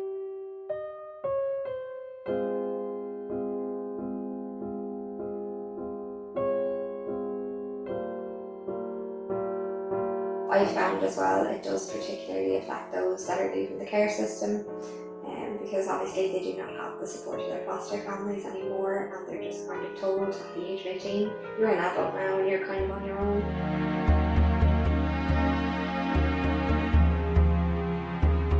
I basically just said, oh, the Galway Simon are setting up this place and you can go there and you'll get accommodation, and then they'll kind of, you'll stay there until you have somewhere to go.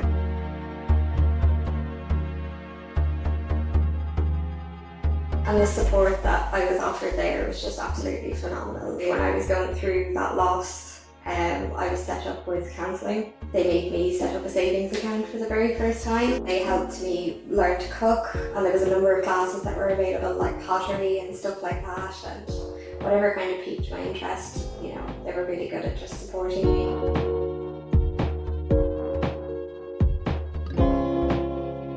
So I was in the youth service for just over a year, and at that point I was in my first year at university in UIG. I got into an arts degree, and I think it was having that safety net of knowing that I had somewhere to stay in Galway Simon and I had somewhere to go home to really kind of kept me motivated and kept me going through the course.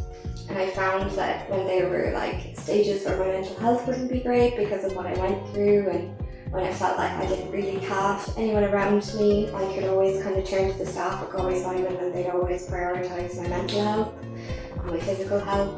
It made me so much prouder at the fact that I was able to continue in college.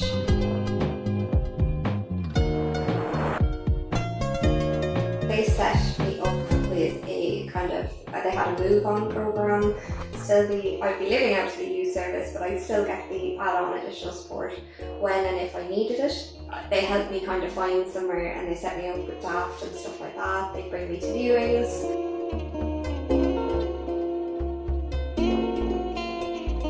It was really nice that I was just in a comfortable place, and I was able to move on. I was able to move on happy. It was so kind of calming knowing that I'd always kind of have that support if I needed it. Just I suppose making a cup of tea and making dinner, and just sometimes I like to sit down in the evening and just kind of watch a movie. You have the keys, and that's just something that's great and a lot of people take for granted.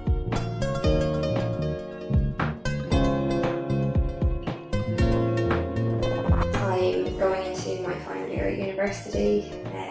I've got a 2-1 grade, which is really good. I'm hoping to apply for a master's in social work, and I'm involved in kind of projects like EPIC, which is empowering young people in care, and I just have the confidence to kind of go forward and do these things now. I feel like this is the best stage of my life I could possibly be in at this moment. At least now I can remember that, nothing is permanent.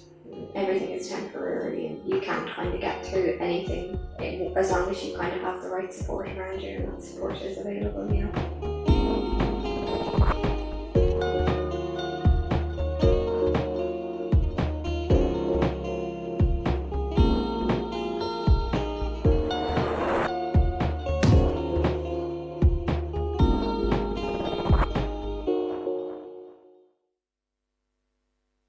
Now, time to check in on our target. Cue drum roll. We are currently at a staggering €39,345. So well done, everybody. Thank you so much, everybody who has donated so far. The night is still young. We're here with you until midnight with lots more to come. So please, please, please give what you can. Let's keep it up. Also, don't forget that anyone who makes a donation through iDonate between now and midnight on Sunday will be entered into a draw to win an amazing 2-night stay for two.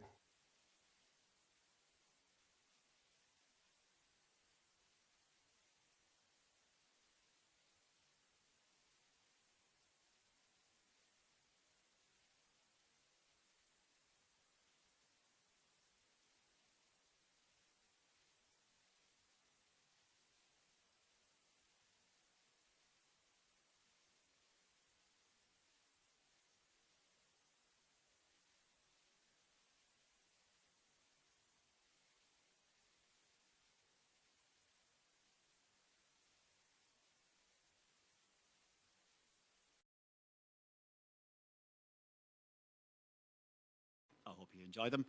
I released an album last year of songs all written by Percy French, and I'll start with one of Percy's finest.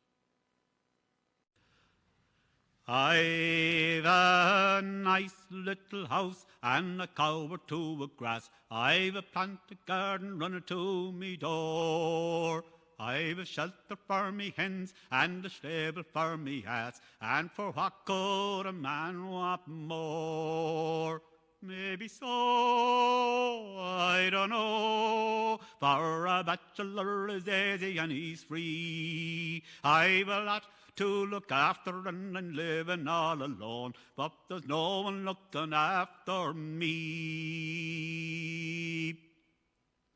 Now me father said one day that I should go and have a try for to get a girl who owns a bit of land. And I know by how he said it and the look was in his eye that me mother has the whole thing planned. Maybe so, I don't know, but you're to mollify them greatly to agree. And 'tis little Bridget Flynn, and 'tis her I want to win, but she doesn't have an eye to me.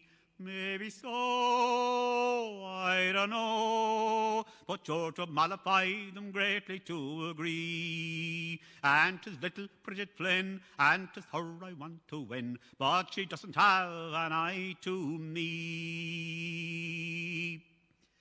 Now there's a girl that I know, and she's worth her weight in gold, and sure that's a decent dowry, don't you see? And I think I'll go and ask her if I ever grow so bold, if she'll come and have an eye to me.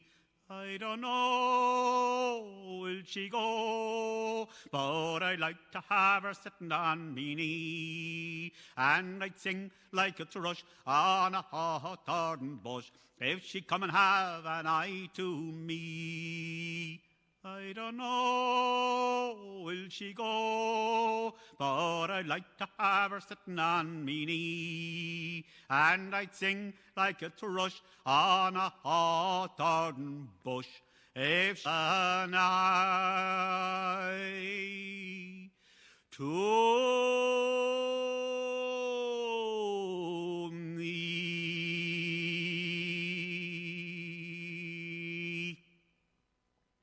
Thank you.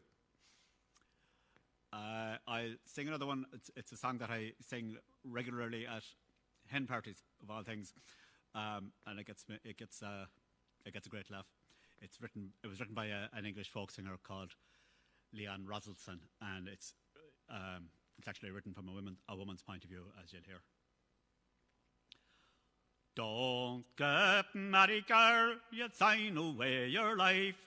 You might start out as a woman, but you'll end up as the wife.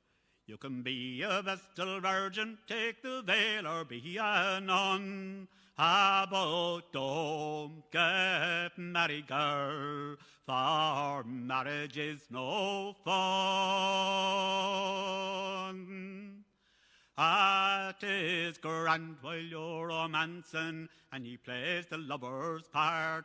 You're the rosebuds in his garden, you're the flame that warms his heart, and his love will last forever, and he'll promise you the moon. But when you're wed, he'd start to sing a very different tune. You're his tapioca pudding, you're the dumplings in his stew, but he'd soon begin to wonder what the hell he saw in you. Yet he'll take without complaining all the dishes you provide, for you see he's got to have his bit of jam tart on the side.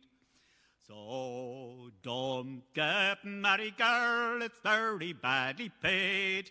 You might start out as the mistress, but you'll end up as the maid.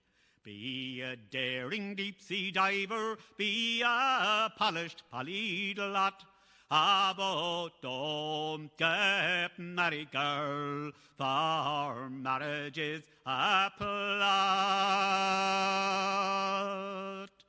Have you seen him in the morning when his face it looks like death? He's got dandruff on his pillow and tobacco on his breath, and he needs some reassurance with his cup of tea in bed, for he's worried about the mortgage and the bald patch on his head. And he thinks that you're his mother, lays his head upon your breast, so you try to boost his ego, iron his shirt and warm his vest. When you send him off to work, the mighty hunter is restored, but he leaves you there with nothing but the dreams you can't afford. So don't get married, girl, for men are all the same. They just use you when they need you. You do better on the game. Be a call girl, be a stripper, be a hostess, be a whore. But don't get married, girl, for marriage is a bore. When he comes home in the evening, he can hardly spare a look. All he says is, "What's for dinner?" After all, you're just a cook. But when he takes you to a party and he eyes you with a frown, 'cause you see you've got to do your best, you mustn't let him down. And he'll clutch you with that look what I've got sparkle in his eyes, like he's entered for a raffle and he's won you as the prize. But when the party's over, it's back to slogging through the sludge. Half the time a decoration piece and half the time a drudge. So don't get married, girl, it'll drive you round the bend. It's a lane without a turning, it's an end without an end. Change your lover every Friday, take up tennis, be a nurse. But don't get married, girl, for marriage is a curse.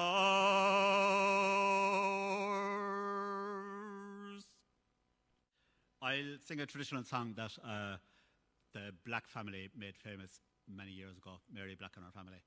It's called Colcannon, or The Little Skillet Pot. Did you ever a Colcannon made with lovely pickled cream, and the greens and scallions blended like a picture in a dream? Did you make a great big hole on top to hold the melting flake of that creamy flavoured butter that our mothers used to make? Oh, you did, so you did, so did he, and so did I. And the more I think about it, sure, the nearer I'm to cry. Ah, now, weren't they the happy days when troubles we knew not, and our mothers made Colcannon in that little skillet pot? Did you ever take potato cake and boxed it to your school, tucked underneath your oxter with your slate, your book and rule? And when teacher wasn't looking, sure a great big bite you take of that creamy flavoured, soft and melting sweet potato cake.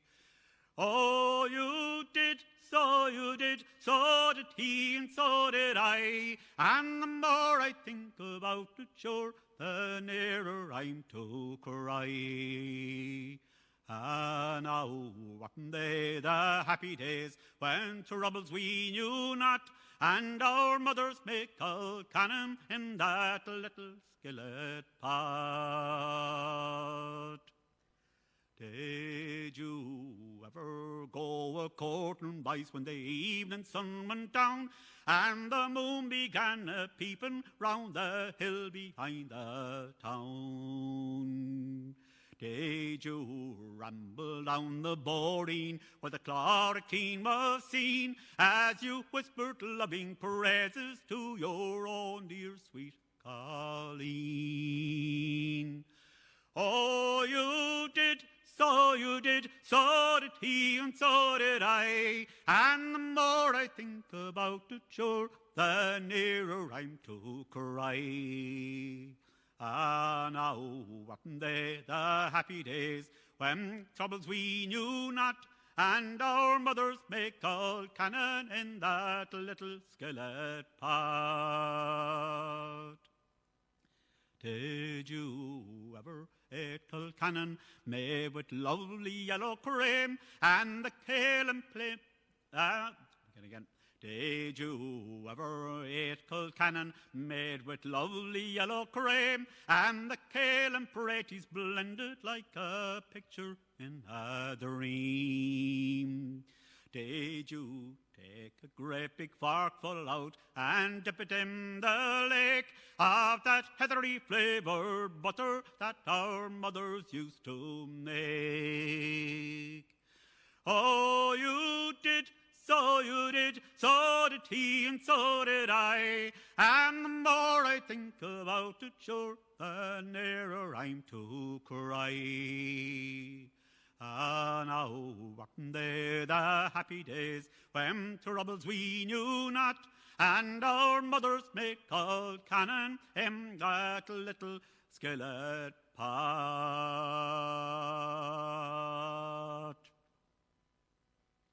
Again, I'd like to thank Galway Simon Community for having me on this wonderful show tonight. And don't forget, keep donating. I'll finish with another one of Percy French's songs, one of his best. Now my Perrine had 2 daughters, and each one in turn was offered in marriage to Jamesy O'Burden. While Kitty was pretty, poor Jane, she was plain. So to make up the differ, Mac Perrine would explain that he gave the best heifer he had on the land, had a sort of a bonus with Jane, understand. But your Jane, she would charm the birds of a bush, and that left the man in a horrid non-plush. Now there's no denying Kitty was remarkably pretty, though I can't say the same for Jane. Ah, but still there's not the differ of the price of a heifer between the pretty and the plain. Oh, entirely bothered was Jamesy O'Burden, so he thought that he'd give the schoolmaster a turn. Says he to wed Kitty, seems very good fun. Still a heifer's a heifer when all's said and done. For a girl she might lose her good looks anyhow, while a heifer could grow to an elegant cow. Ah, but still there's no price for the stock, do you mind? And sure Jane has a face that the devil designed. Now there's no denying Kitty was remarkably pretty, though I can't say the same for Jane. But still there's not the differ of the price of a heifer between the pretty and the plain. Now the schoolmaster says, with a great deal of sense, we'll reduce the 2 girdles to shillings and pence. At the price of the heifer to Jane, I'll be bound, she'll come out in the top be a couple of pound. But still I'm forgetting the down in Glyngal. Sure the stock there is gone there for nothing at all. So MacBrain thought he'd wait till the end of the year, when girdles might be cheaper and stock might be dear. But when it came to Kitty, she was married to McVitie, while McCain had appropriated Jane. So whether there's a differ in the price of a heifer is a thing that we never shall explain.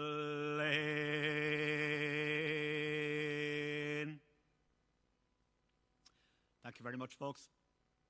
And to Galway Simon for having me. Don't forget to keep them funds rolling in. Next up, we're going to go to another live call, this time with none other than the legendary Leo Moran and Padraig Stevens of the Saw Doctors fame, who are supporting the Sleep Out for the 3rd year in a row this year. This will be your 3rd year supporting the Sleep Out, guys. So what inspired you to get involved this year? It's always a privilege to be involved with Simon. They're one of the great Galway organisations for the last 4 decades. And they're even more important nowadays than they ever were, which is, you know, it's a sad thing really to have to say it, but they're more needed now than ever, and they're just a fantastic organisation. They do so much good for so many people, so it's brilliant to be involved.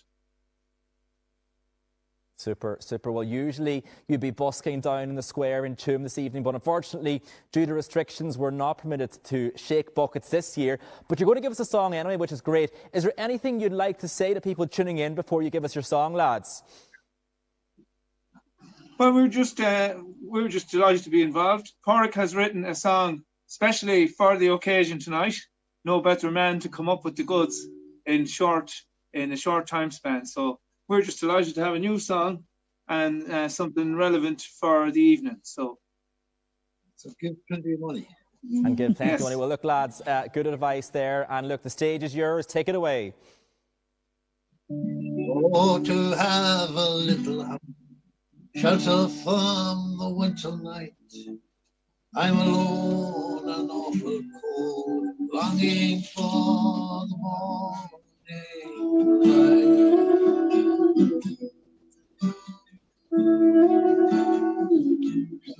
An unfortunate circumstance brought me to this sorry state. Your helping hand, your friendly face is to me a saving grace.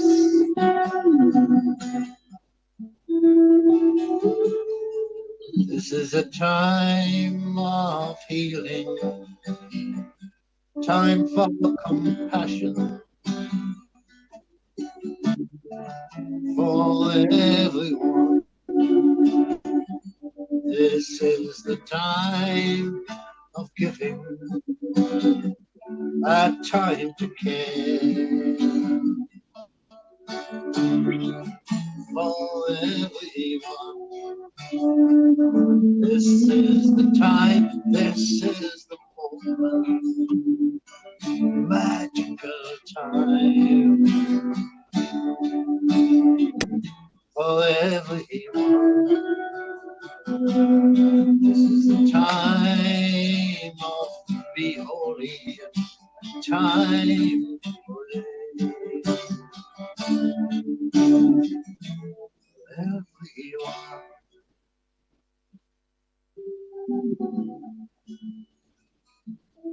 May you be safe from danger, peaceful and happy, healthy and strong, with all the ease, well-being. Good to be alive. Lovely stuff, lads. Leo Moran and Padraig Savers there. Some beautiful tunes from Tuam on a very cold October night. And as the lads said, please donate what you can. Lads, we'll leave it at that. Thank you so much for joining us. Good night.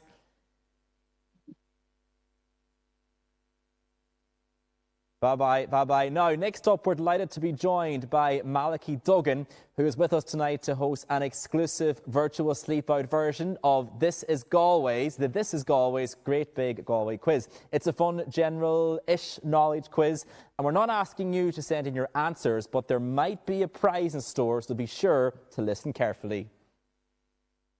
Hello, everybody, and welcome to the Galway Simons Community Virtual Pub Quiz. My name is Malachy and I am your quiz master for tonight, and I am coming to you live from the This Is Galway spaceship hovering somewhere over Clare Galway at the moment. It's great, this is brilliant that everyone's coming here again tonight. There is over 200 people are out sleeping out across the west tonight, and not just out across the west, they are beaming into this spaceship from all over the world, Vancouver, London, Shanghai, Tuam, everywhere, all over the world. Thank you so much for coming along. There will be 10 general-ish knowledge questions, and watch out for a bonus question at the end. The reason why we're here tonight is to raise some money and support for Galway Simon community, who provide homeless prevention services, including an outreach support team, a rapid prevention service, a dedicated youth service, a specialist women and family service, and of course a drop-in resource centre.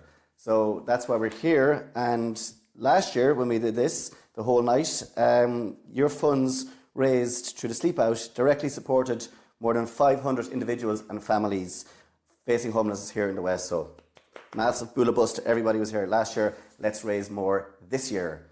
So without further ado, if you are ready, we will go into the table quiz. So get your pianos at the ready. No cheating, because I can see everything from up here. I will know, so no cheating, especially your mammies and daddies, don't let them cheat. So if you're ready, we will start with the ever-popular geography question. Question 1, get your geography heads on. Which mountain range contains the highest point in County Galway? Which mountain range contains the highest point in County Galway? Scratch your heads, have a little row amongst yourselves, write down your answers. There is a fantastic prize up by the end of it that is sponsored by the wonderful folks down in the Hawk Experience in Alby Cave. I'll tell you more about them in a moment. Question 2. This is a riddle. Okay, riddle heads on. I am a string instrument. I am slightly larger than a violin. I look very similar, but I have a lower and deeper sound. Your clue is, I am not a cello. I'm the other one. That was question 2. I am a string instrument. I'm slightly larger than a violin. I look similar, but I have a lower, deeper and sound. And I'm not a cello. What am I? Question 2. Question 3. Where are we going with question 3? Question 3 is a confectionery quiz. I asked this question to my daughter Kiki earlier on, and she got it like that. So this one is, what is the name of the popular black and white biscuit composed of 2 outer black biscuits with a white creamy filling? Their catchphrase is Twist, Lick, Dunk. And it is the best-selling cookie brand in the United States and America, in Americatown. So it is a popular black and white biscuit, 2 outer black biscuits with a white creamy filling. That's question 3. We're looking for the name of that biscuit.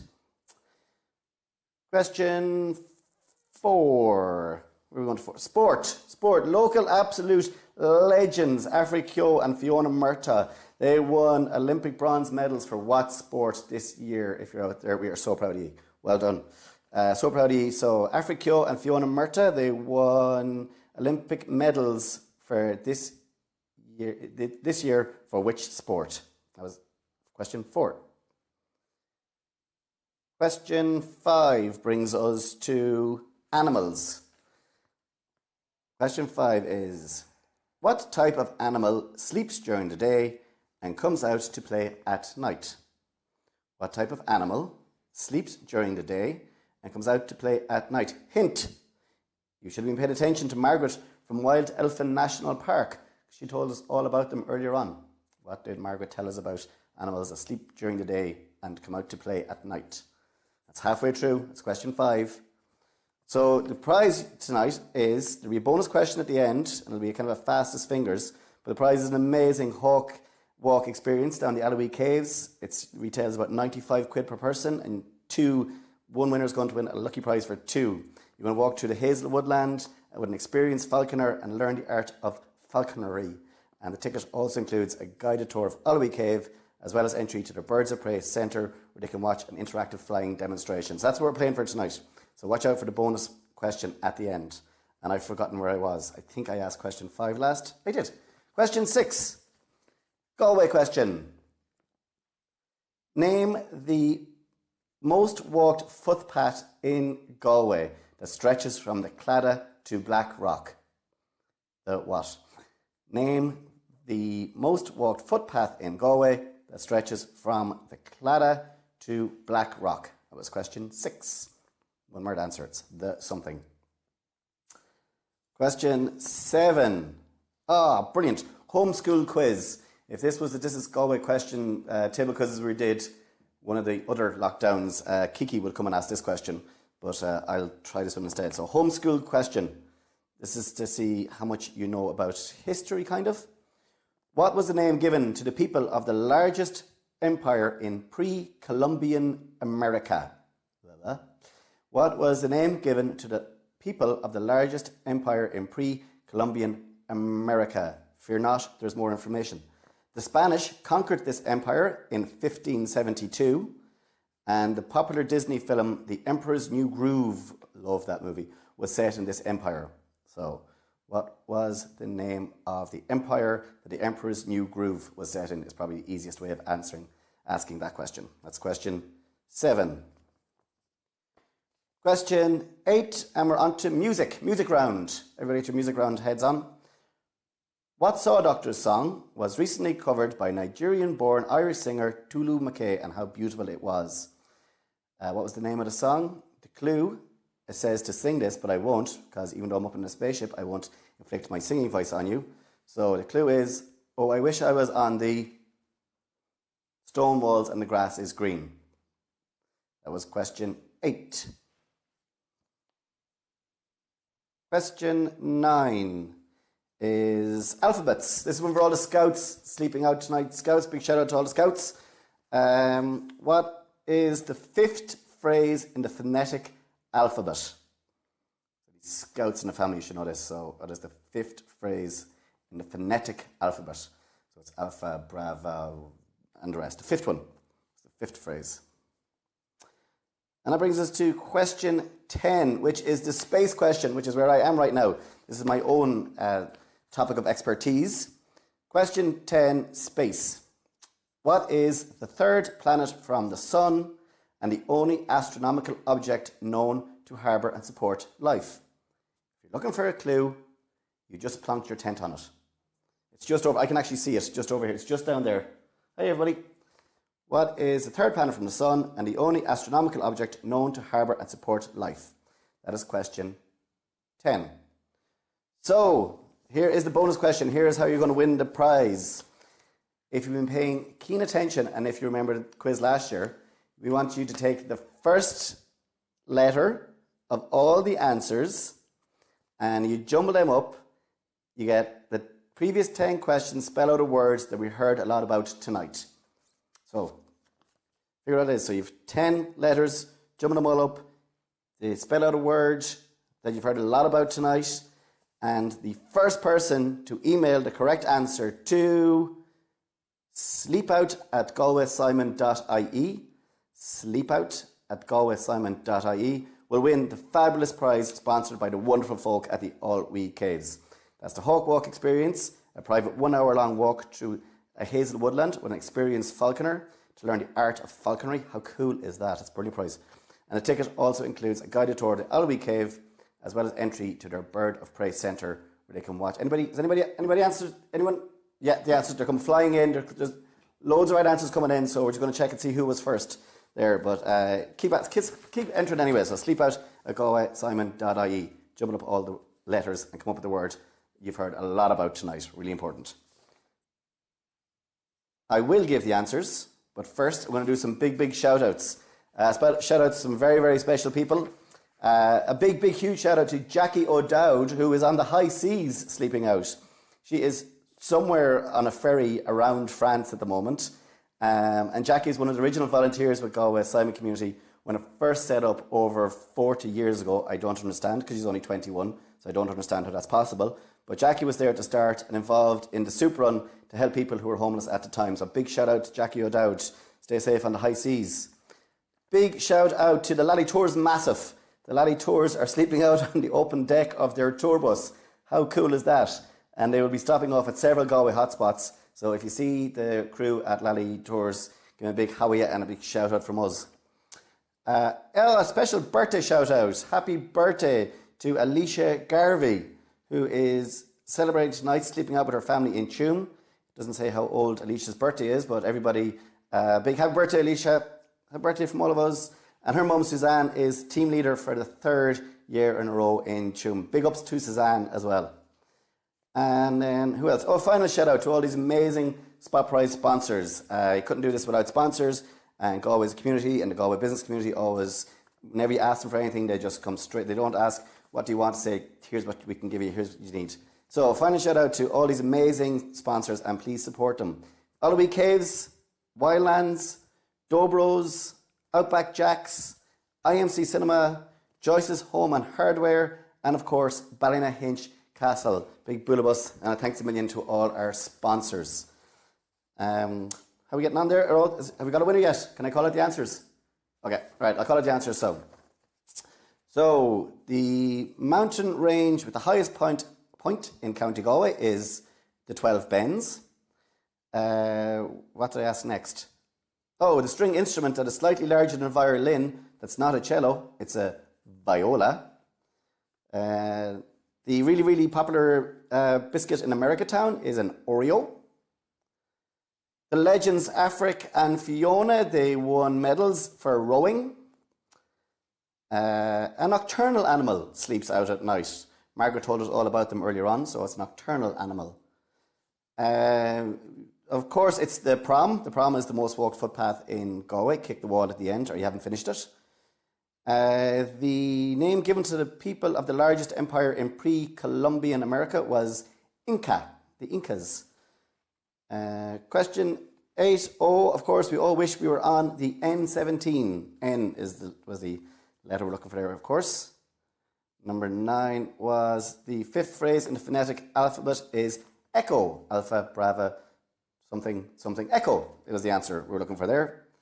And question 10, the 3rd planet from the sun, and I can see you all down there, is you're, of course, all on Earth.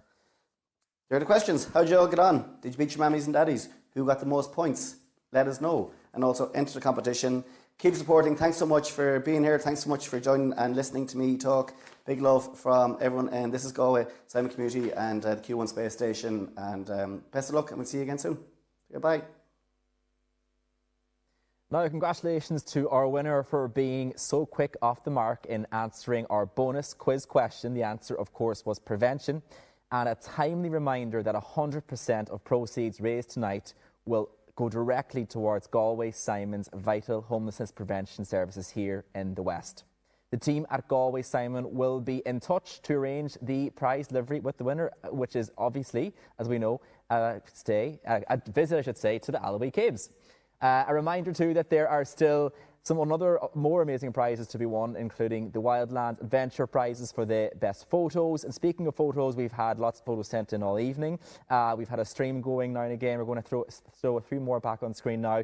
Keep sending them in to us. We want to see what you're doing, where you are in the county, how you're getting on this cold October night for the Galway Simon Community's annual sleep out. Don't forget, when posting them online, to tag the Galway Simon community so we can share those photos on our own social media. Now, very, very shortly, I'm going to be joined by the CEO of Galway Simon Community, Karen Golden. As you can see, she's not here at the moment. She's had a very, very busy evening out meeting all of you who are taking part, as many of you as she can, throughout the county. She is en route. She'll be here very, very soon. It's an interview you don't want to miss. That's the CEO of Galway Simon Community, Karen Golden, coming up, so do stay tuned for that.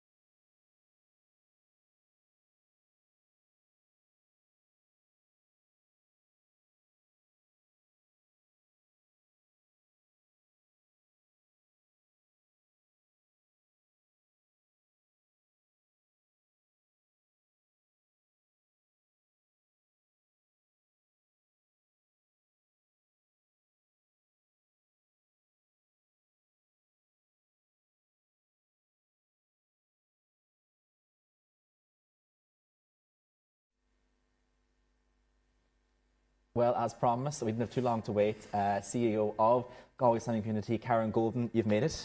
I have. A very long and eventful day and evening, I'm sure. Absolutely. But of course, this is more than just about one evening, even though this is the main event in the calendar. I suppose, first of all, Karen, tell us about the history of the sleep out and why it is so important to the Galway community.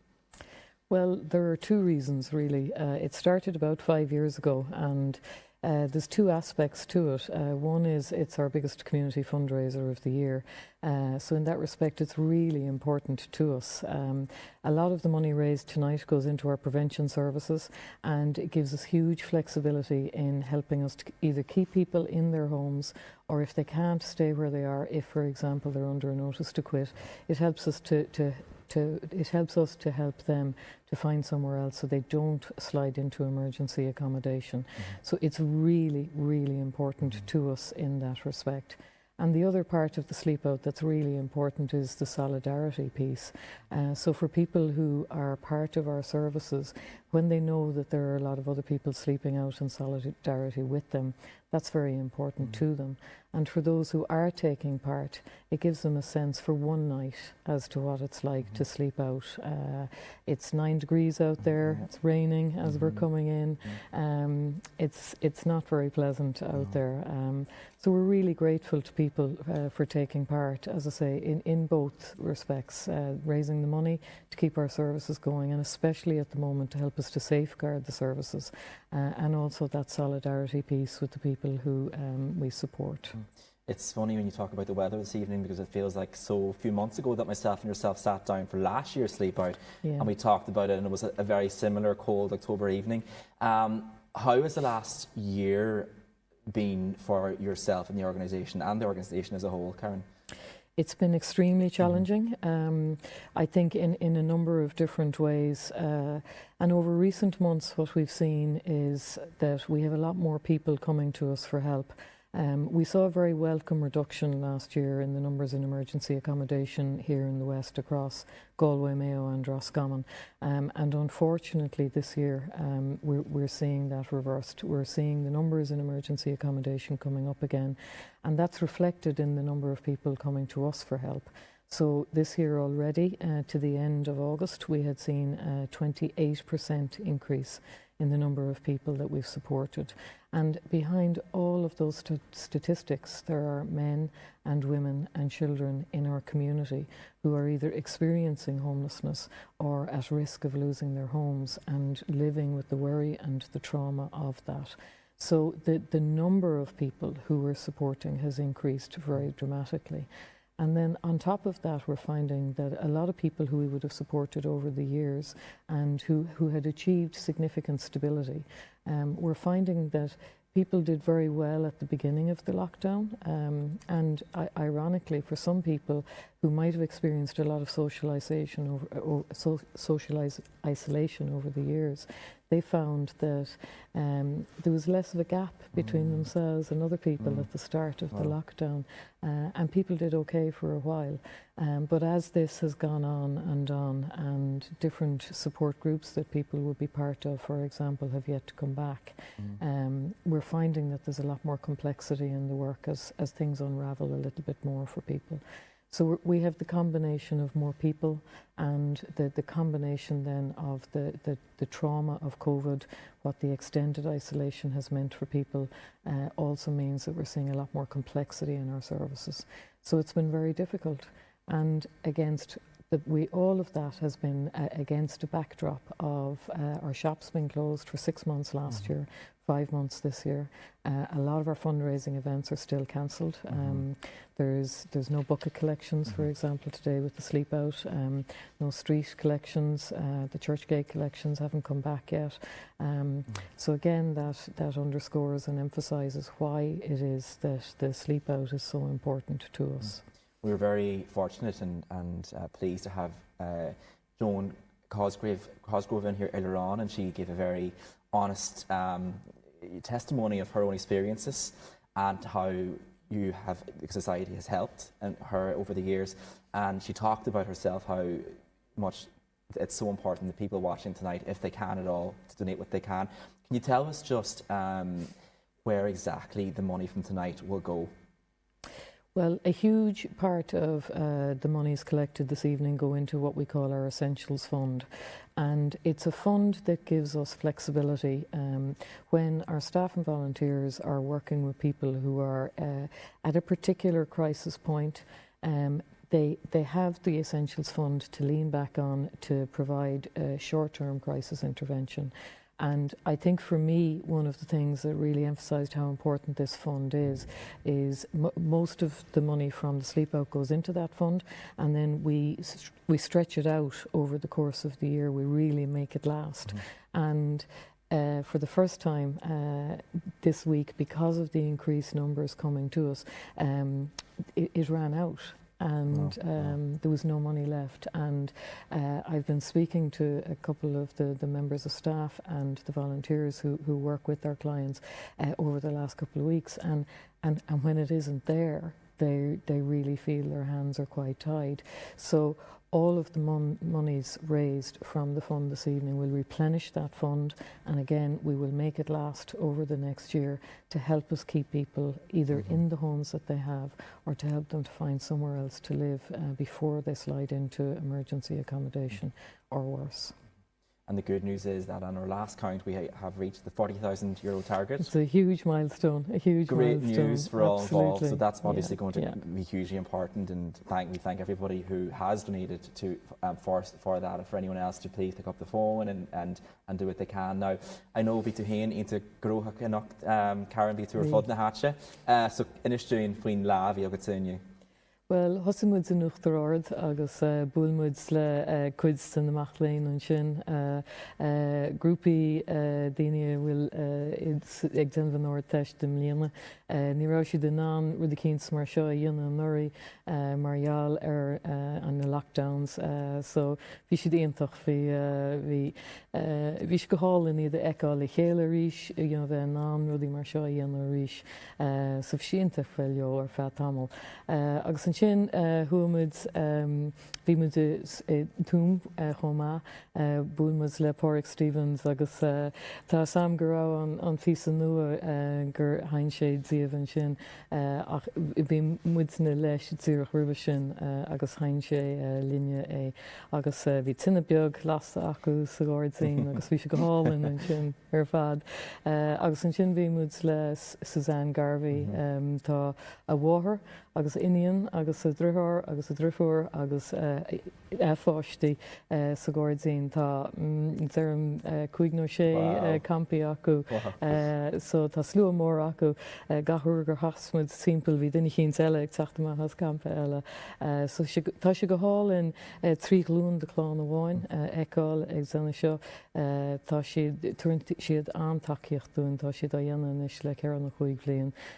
So tá si go hálainn dul mór himpeall an chundé agus tín le búla le daoine in áitina éagsúla agus iad á eáil ag denmh an sleep out doing. Agus nach ionta an rud éige dagan an atan glúin na céile ní héag déiríonn muid isteach ar éisgrúpa amháin go mbeadh na páisiún agus na tuismóthirí agus na daltaí agus just trasnaíonn sé atan éisgrúpa na drasnaíonn Karen.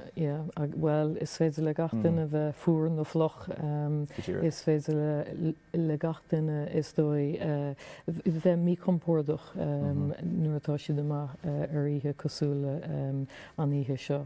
Ach tá si go hálainn na sríglúna eáil á dhéanana le chéile. Was Kenchi Gwil Uber Nagapler Shilugov, it's clear that there's great work being done by yourself and everybody here, Karen, this evening. And I know there's a big team as well behind today's production and all year. And I know, we send our thanks to everybody who's involved in the team. Okay. And well, I have to say, it's been life-affirming working with the Simon community over the last 18 months in particular.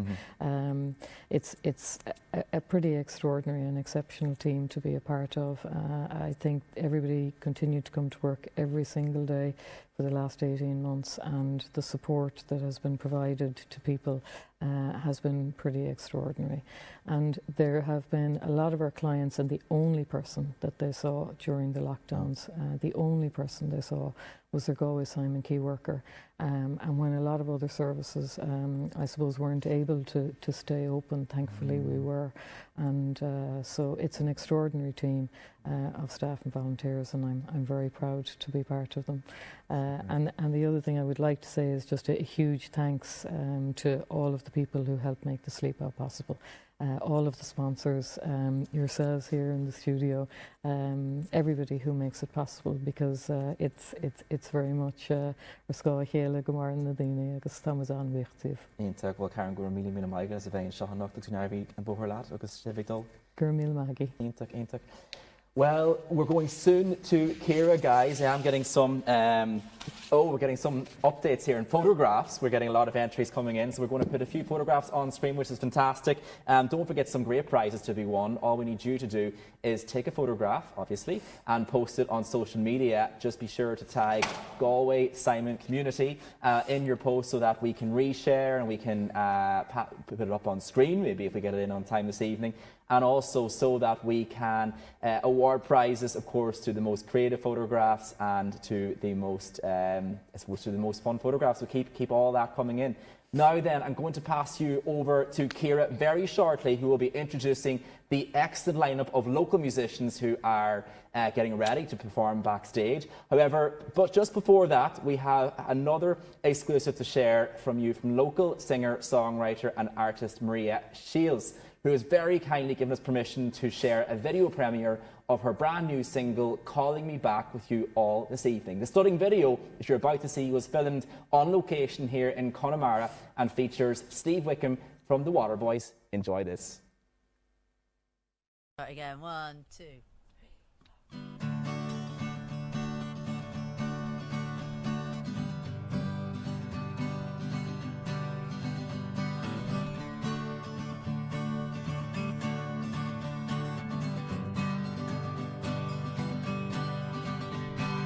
Driving down that road, I get a feeling I should be home yesterday.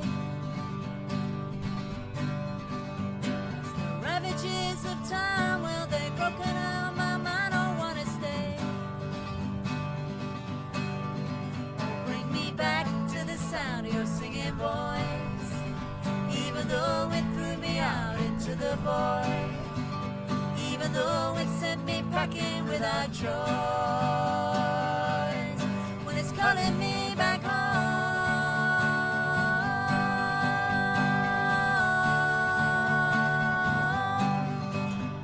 The shack that I called home and all the places that I've roamed just weren't the same. Without you by my side, you should have been here by my side, and that's the shame. Bring me back to the sound of your singing voice, even though it threw me out into the void, even though it sent me packing without joy, when it's calling me back home,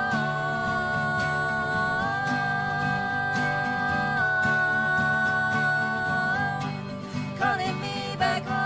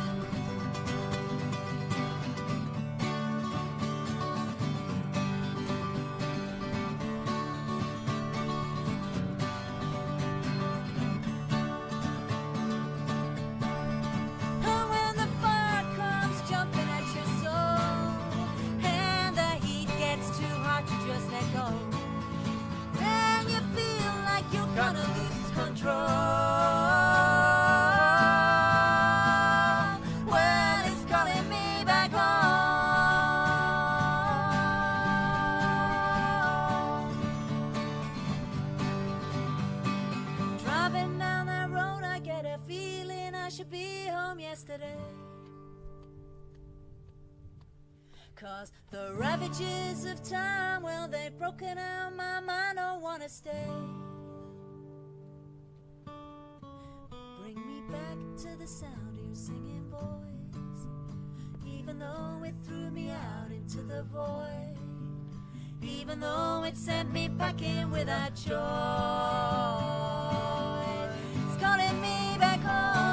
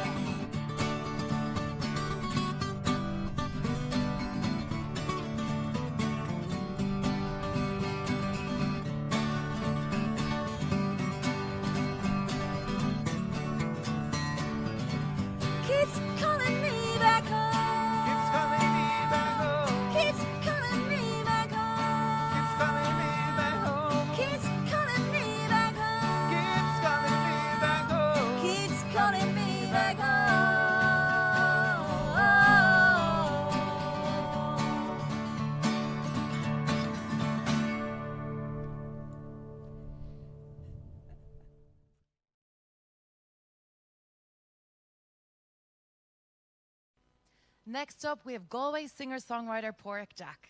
Padraig Jack writes and sings meaningful songs on guitar and piano in Gaelic and English. His debut album, Making Sand, was released in September 2020 to critical acclaim at home and abroad, with positive reviews in Irish Music Magazine, Hot Press, Rock and Reel Magazine, and The Alternative Route. It was also named RTE Radio Album of the Week. Padraig will be releasing new music in 2022 and will be announcing shows in the coming weeks.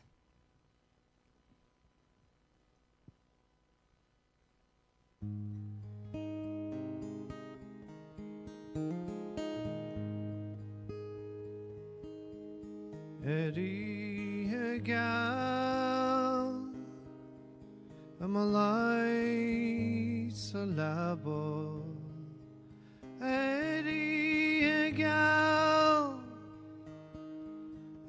bring lodge fear holas rochi car gemacht wem sanihe agus treis me hoosjacht wie te mi wen Hjul me na body fod na balche Chorte me na rogini na lostin is brew Chora me fwy ester mwyn sir na hodje Eg fes rw fokol no fire fu Is lor na milche Hastal moes gajisha Is minnig vi en birchen Chokhayan Vis kinche gumya Moes lechele chuihe Ach en shaken Vi tu erki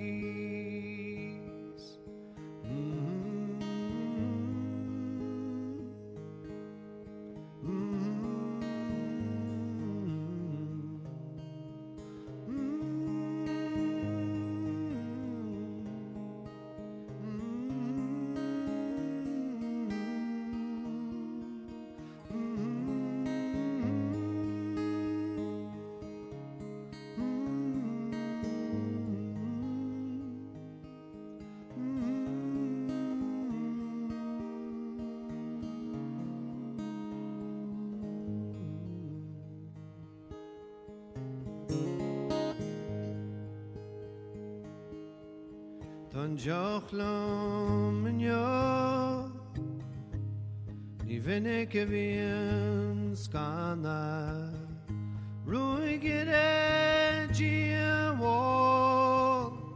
Fós ag dul ar mú Nor a bhéis me bosaí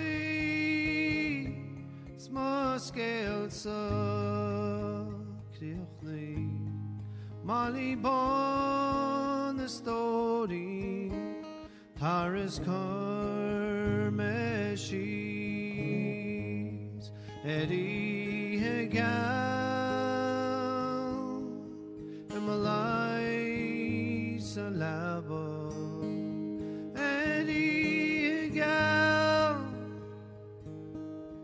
Emring Lodge Fear Holas Rochi Car Gemach Wen Sunday Ach an is tatu imi a ra Chachamaram vebos Ach an is tatu imi a ra Chachamaram vebos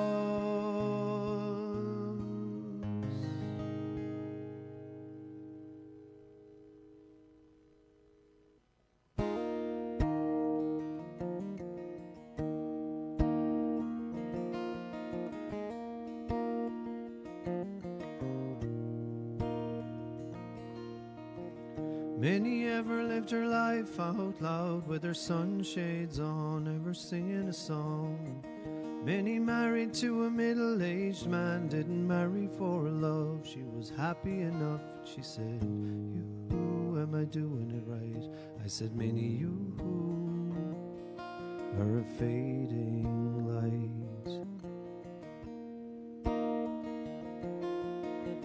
Minnie drives with a bright smile on, lets her curls hang down, they speak volumes of fun.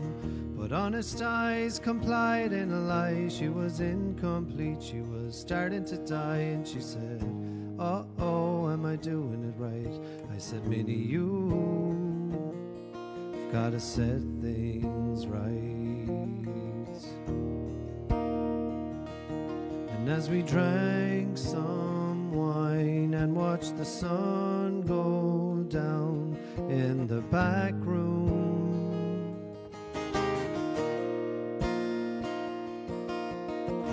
Minnie said what she had to say. Now her husband's gone, he didn't touch her anyway. Single mom reignites her spark, Minnie's holding strong.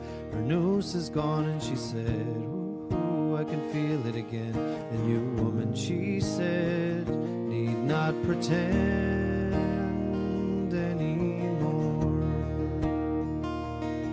And like wide-eyed teens, we set our spirits free.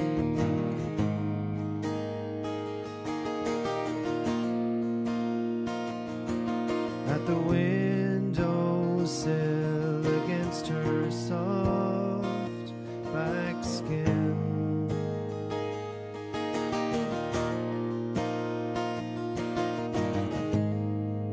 and I wanted to tell her more, but I never did. And I wanted to give her more, but I never did. And I wanted to love her more.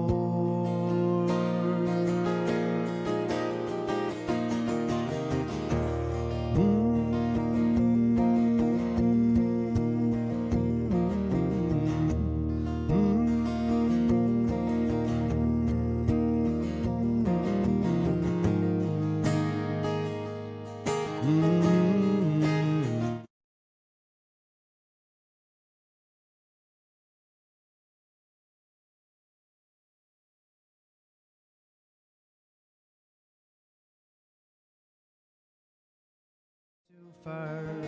I couldn't see what we had been, just a fling run thing, but I'd set the scene. I said, I can't commit to this. She said, after tonight we can just be friends.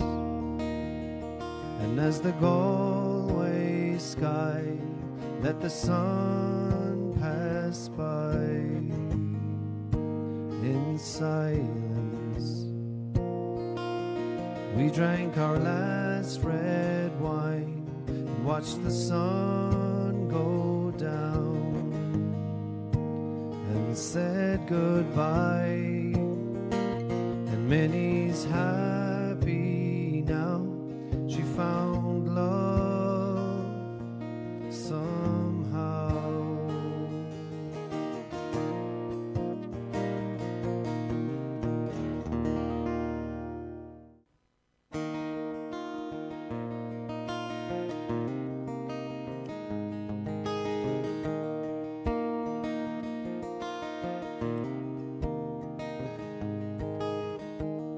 Islands stand amongst the waves out here, from Inishmore and Inishmion to Inisir. The ocean lives amongst us, grinding rocks around us. We're just making sand out here. Prehistoric forts were laid out here, and monks and scholars welcome saints and peers. From cliffs where forts are standing, some rocks below we're landing, just making sand out here. And the roads they cease at Rossaville. Long ago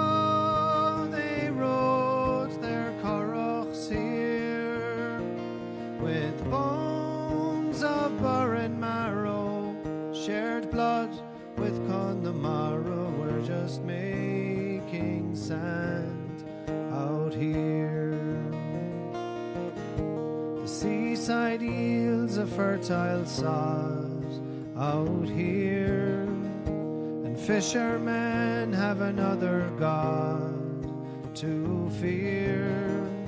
The sea, it gives a plenty, but it can take so quickly, just making sand out here. An ancient language is ingrained out here, a Celtic culture still maintained so dear. Eran cheer la changa, Anna Mochosa into Janta, just making sand out here. And the roads they cease at Rossaville. Long ago they rode their carrots here, with bones of buried marrow, shared blood with Connemara. We're just making sand out here.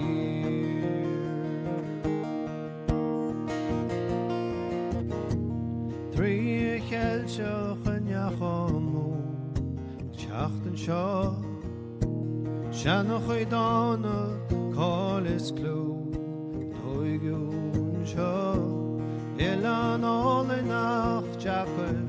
Marajero Geron, so flarta, Sidic John, a Gagne, the Moin Shaw. And the roads they cease at Rossaville. Long ago they rode their carrots here, with bones of buried marrow, shared blood with Connemara. We're just making sand. And the roads they cease at Rossaville. Long ago they rode their carrots here, with bones of buried marrow, shared blood with Connemara. We're just making sand out here.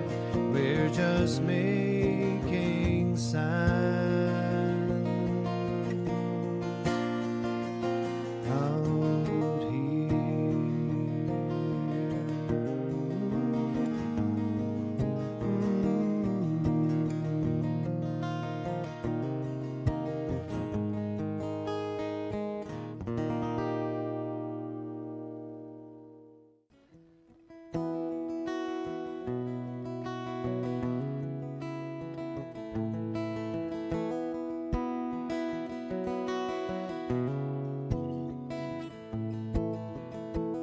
Islands stand amongst the waves out here, from Inishmore and Inishmion to Innisir. The ocean lives amongst us, grinding rocks around us. We're just making sand out here. Prehistoric forts were laid out here, and monks and scholars welcomed saints and peers. From cliffs where forts are standing, some rocks below are landing, just making sand out here. And the roads they cease at Rossaville. Long ago they rode their curraghs here, with bones of burren marrow, shared blood with Connemara. We're just making sand out here. The seaside yields a fertile sod out here, and fishermen have another god to fear. The sea it gives so quickly, but it can't take so quickly, just making sand out here. An ancient language is ingrained out here, a Celtic culture still maintained so dear. Edan cheer le changa, Anna Mohosen Chijanta, just making sand out here. And the roads they cease at Rossaville. Long ago they rode their curraghs here, with bones of burren marrow, shared blood with Connemara. We're just making sand out here.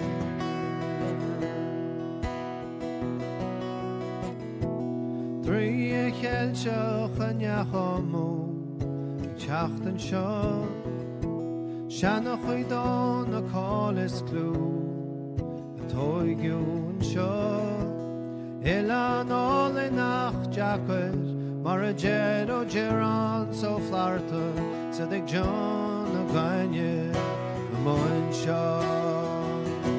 And the roads they cease at Rossaville.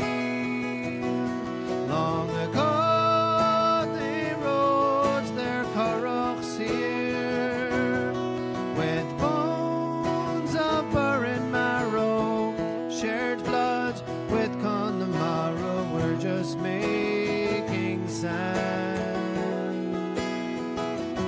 And the roads they cease at Rossaville. Long ago they rode. Cut that part. Long ago they rode their curraghs here, with bones of burren marrow, shared blood with Connemara. We're just making sand out here. We're just making sand out here.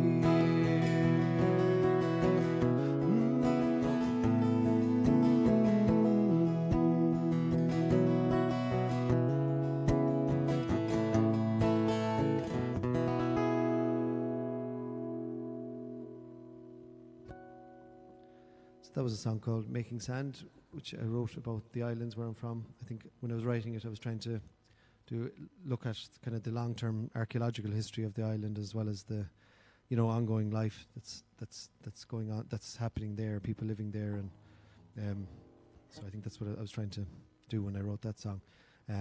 So as I said, it's the title track of my debut album. So for my next song, I'm going to sing a song that I wrote a few years ago about a trawler that sank near off Connemara.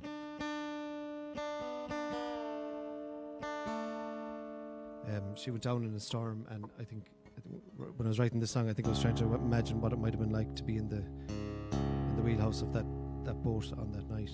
It's a song called "Can't Find My Way Home."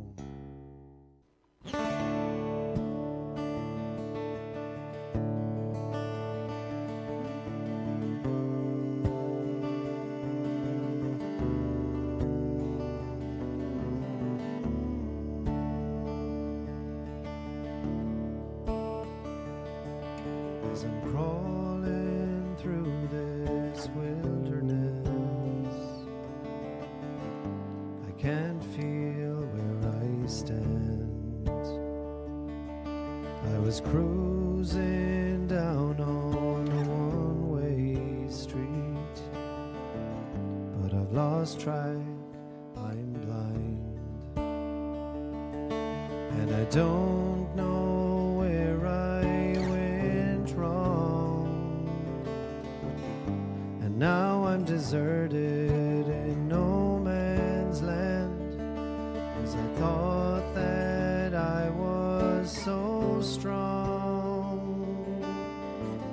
but I'm stuck in limbo on my own again, and I can't find my way home. Can't find it, can't find it, can't find my way home.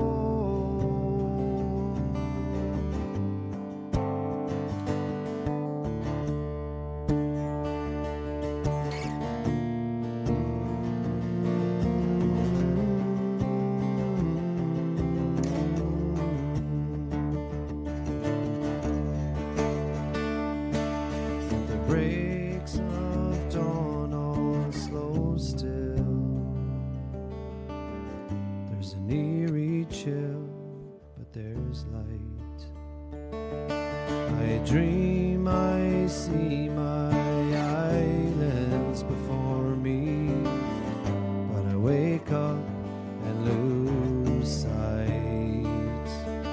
It's a sinking kind of feeling when you wish that you were dreaming. You're flying high no more, 'cause I've been blown off track and I'm never coming back. I'm a lost soul and I'm lonely, and I can't find my way home. Can't find it, can't find it, no I can't find my way home.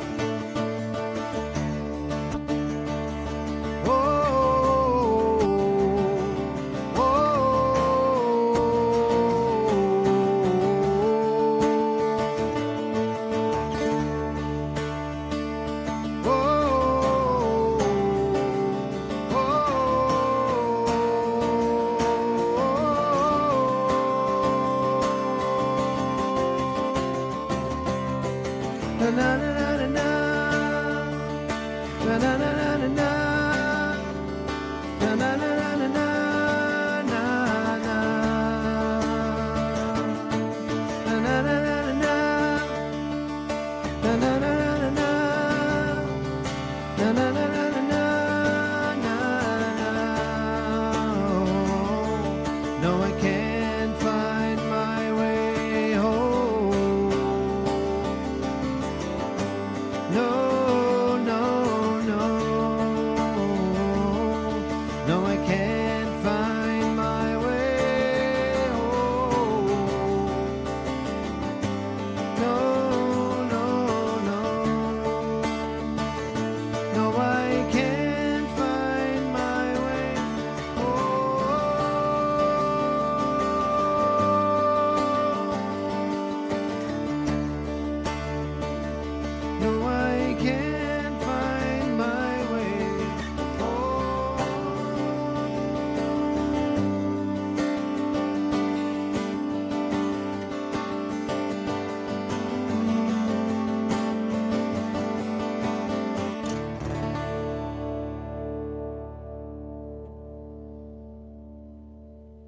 Curboggy, thanks very much. That's a song called Can't Find My Way Home. My name is Padraig Jack, and thanks very much. And next up, we have singer-songwriter Katie O'Connor. Katie O'Connor is a familiar face on the streets of Galway. Although reared in the kingdom of Kerry, she found her voice busking down Buttermilk Lane a decade ago and has not stopped writing, singing and sharing music since then. She's played in the subways of Berlin and the backyards of Brooklyn to the Swiss Alps and many streets and stages in between. There is a beautiful connection and friendship to be found wherever we find ourselves, and music makes a mighty boat, she says. After a long year of virtual shows, plans are in motion to hit the road for Germany, Austria and Switzerland in November with her new album, Trust.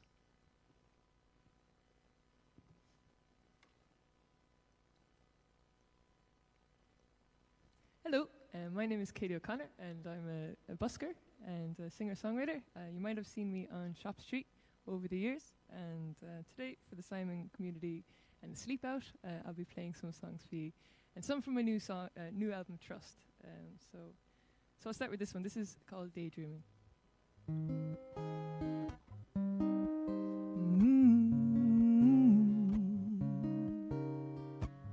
Stargazing, yeah, we're daydreaming. Stargazing, yeah, we're daydreaming.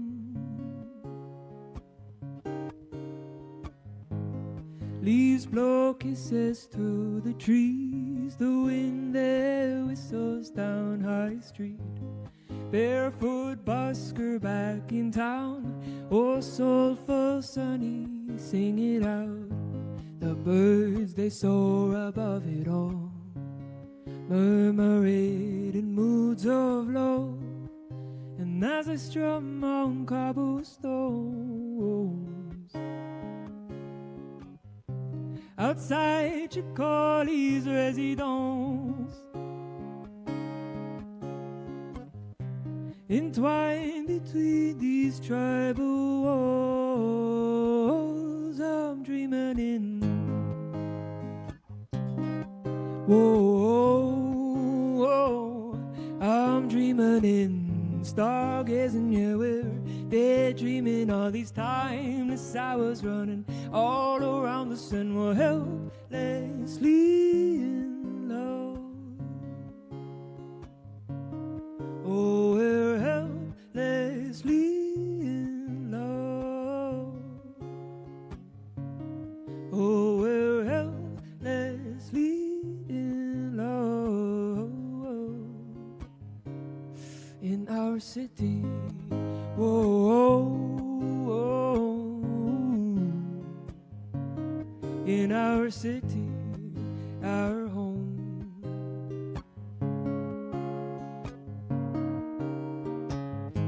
Now Layla lets her blonde locks loose and plays the drums, the city blue. La da da da, la da. And soon the shadows touch our toes.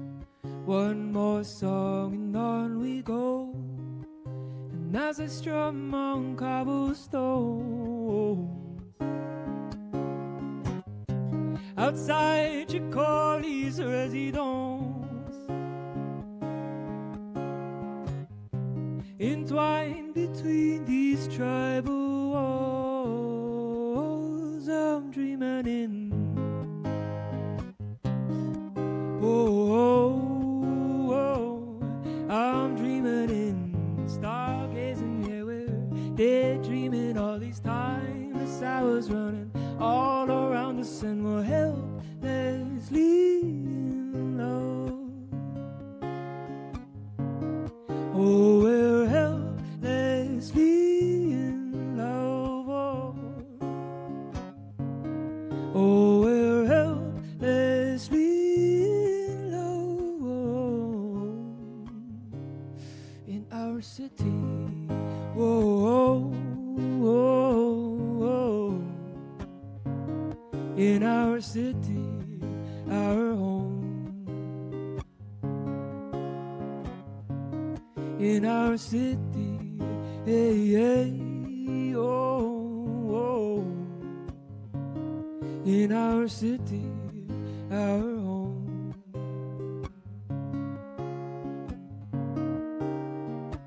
Stargazing, yeah, we're daydreaming. Stargazing, yeah, we're daydreaming. Stargazing, yeah, we're daydreaming. Stargazing, yeah, we're daydreaming. Stargazing, yeah, we're daydreaming. Stargazing, yeah, we're daydreaming. Whoa. In our city, yeah, yeah. In our city, our home. In our city, yeah, yeah. In our city, our home. In our city, our home. Oh. In our city.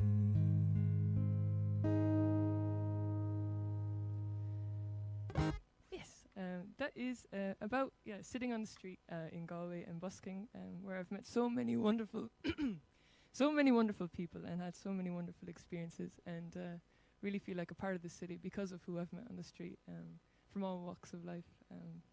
So it's taught me to have an open heart, busking. So this is another song, and it's called "Grateful," and it's another Galway song, I suppose.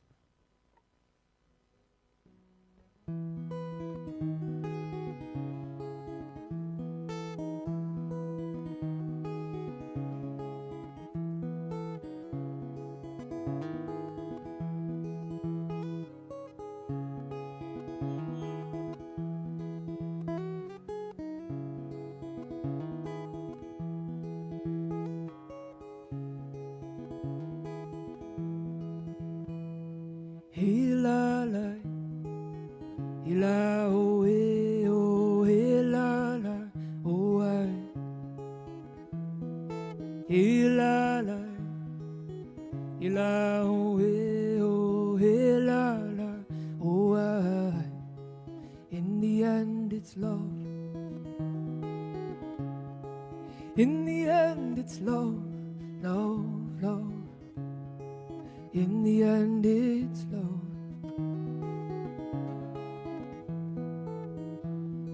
Summer comes with new beginnings. Life flows on, we spend our winnings. I sing my songs, you sing along.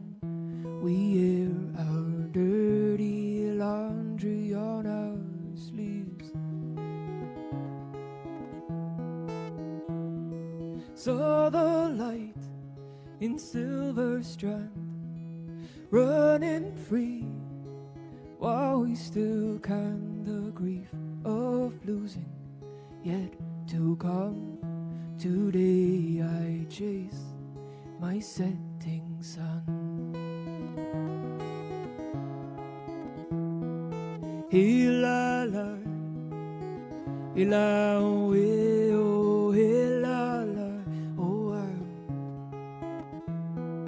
Hey la la, hey la oh hey la la oh I. In the end it's love. In the end it's love, love, love. In the end it's love.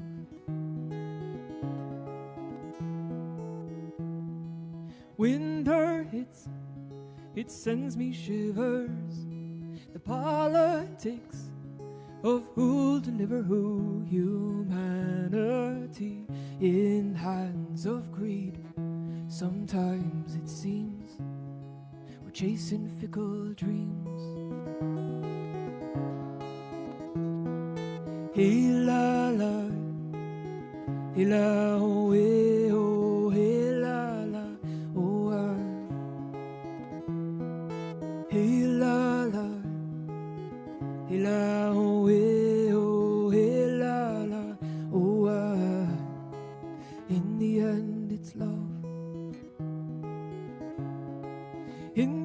end it's love, love, love. In the end it's love.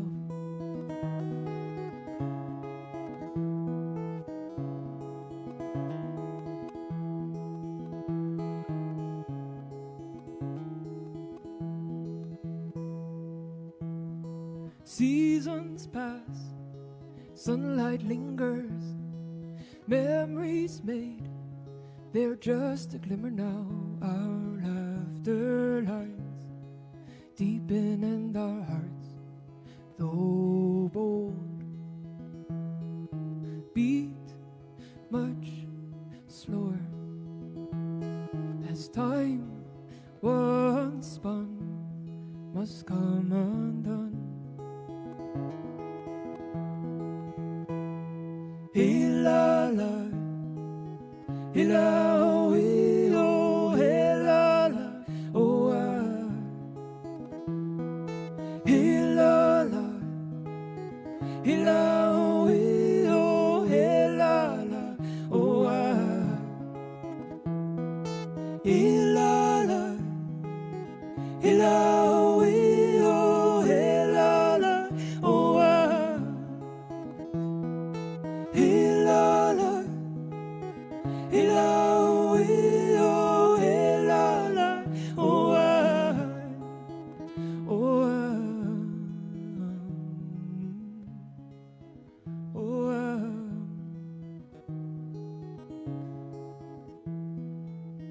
And though I'll always feel a sentiment of sorrow as your faces fade away, but what we sow here now today will bloom tomorrow. So I'm grateful for my days, grateful for my days, grateful for my days, grateful for my days, oh, grateful for my days. Hey la la, hey la oh, hey oh, hey la la, oh ah. Hey la la, hey la oh, hey oh, hey la la, oh ah, oh ah, oh ah.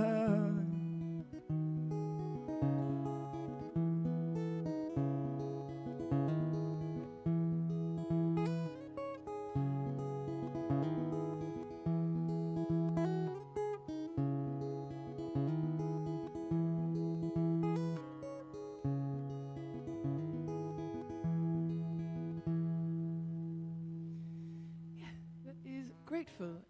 So I hope you feel encouraged by that one and it fuels you. What was I going to do next? Oh, this one is a song called Common Thread, which is actually from an older album called Fuel for Dreaming from 2017. And I think this is one we can all connect with the world we live in now as well. So yeah, I'll play it for you. You'll know.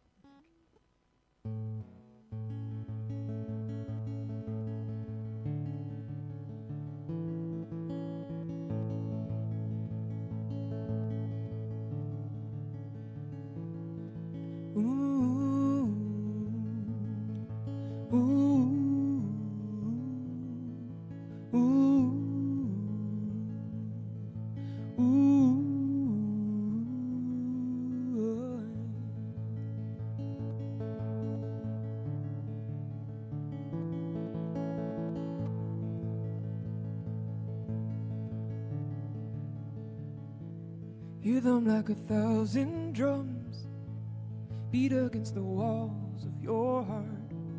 Nothing but the echo left to fall upon their fears. And see another life so young, let go of the hope to grow old. Today is just too late to change his mind. And why now, when we can be much better, do we close our eyes to the ones who need us? Tell me, Why now when we can be much better do we keep our hearts closed? And why now when we can be much better do we let our difference try to separate us? Tell me, why now when we can be much better do we keep our hearts closed and our heads down? And our heads down. And our heads down.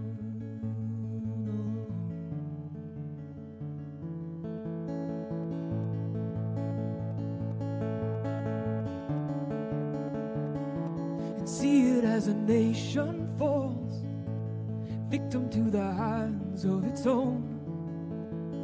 Our silence serves to fuel the hate within. But we're all keepers of this earth, you and I. A common thread that runs between our very lives.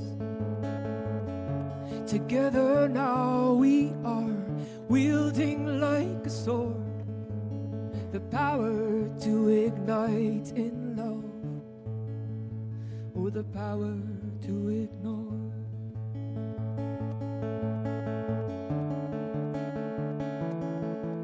So why now when we can be much better do we close our eyes to the ones who need us? Tell me, why now when we can be much better do we keep our hearts closed? And why now when we can be much better do we let our difference try to separate us? Tell me, why now when we can be much better do we keep our hearts closed? And why now when we can be much better do we close our eyes to the ones who need us? Tell me, why now when we can be much better do we keep our hearts closed? And why now when we can be much better do we let our difference try to separate us? Tell me, why now when we can be much better do we keep our hearts closed and our heads down? And our heads down. And our heads down. No, no more. Our head down.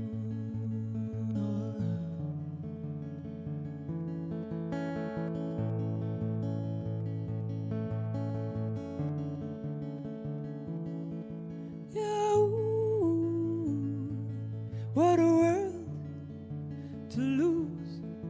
Yeah, ooh, what is it worth to you?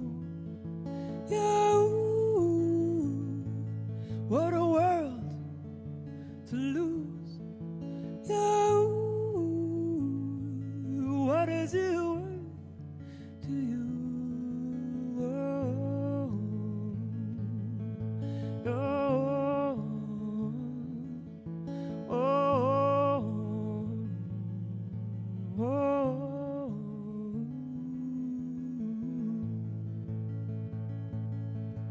Yeah,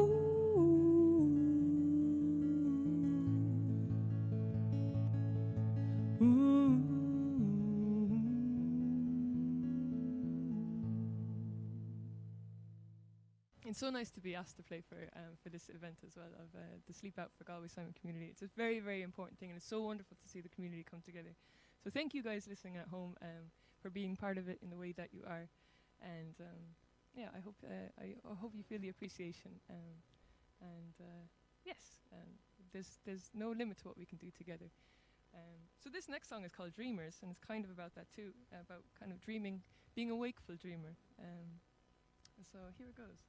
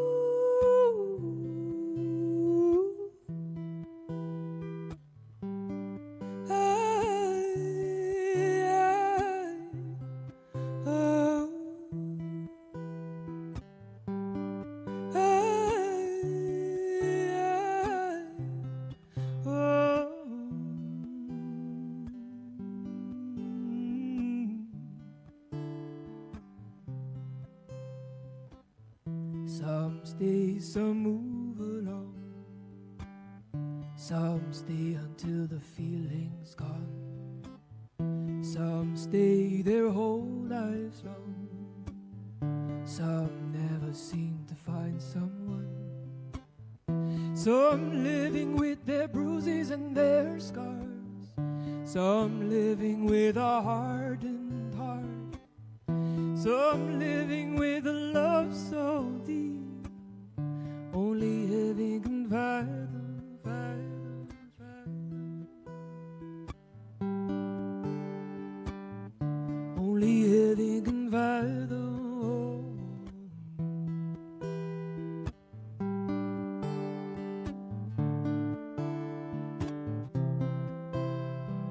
We can't stop the world from spinning round. We are only dreamers. No, we can't stop the love from burning out. No, no. Oh, we can't stop the world from spinning round. We are only dreamers. No, we can't stop the love from burning out. No, no. But we can dream, darling, dream. We can dream, won't you dream with me? How we can dream, darling, dream. We can dream, won't you dream with me?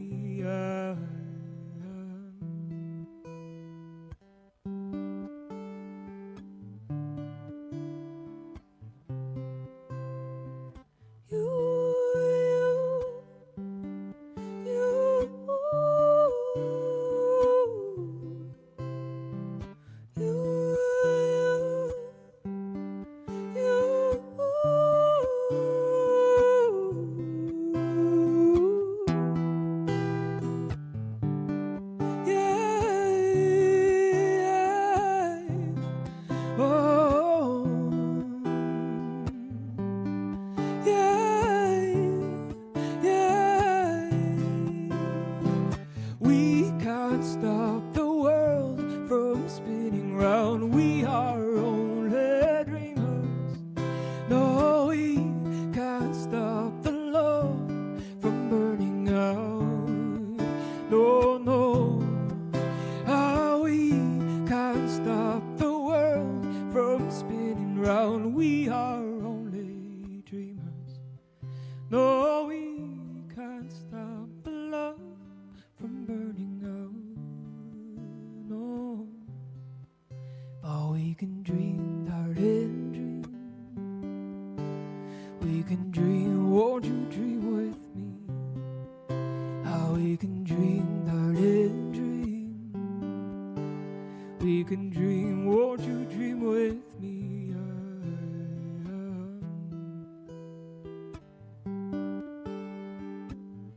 Won't you dream with me?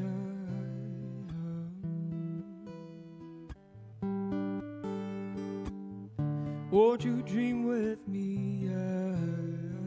Dreamer, gotta dream on. There's better to come. Just keep loving like dreamer.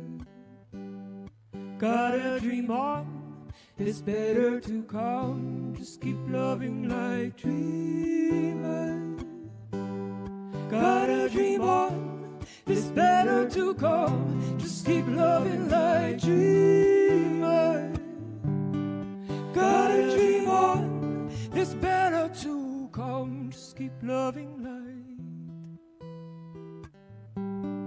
Gotta dream on, it's better to come, just keep loving like dreamers.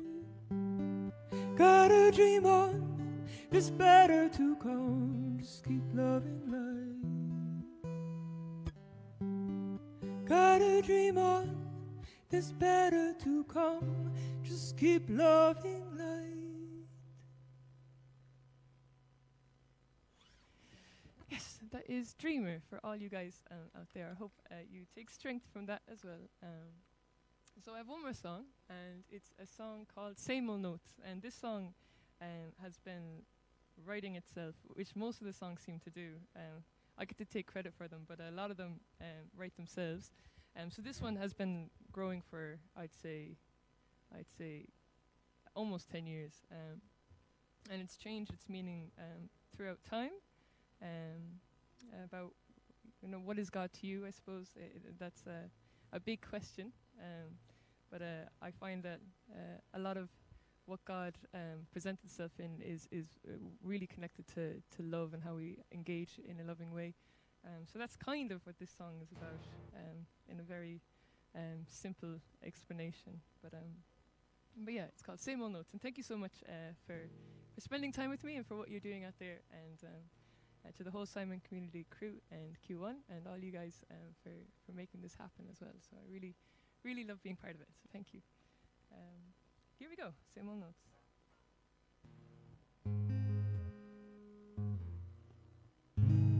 Okay, we're in tune.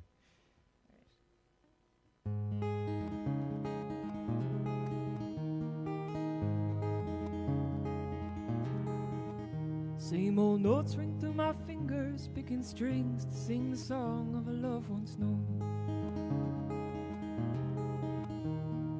Between the rhyme and the rhythm of the songs already wrote, waiting just to whisper is a story ages old of an ancient loyalty,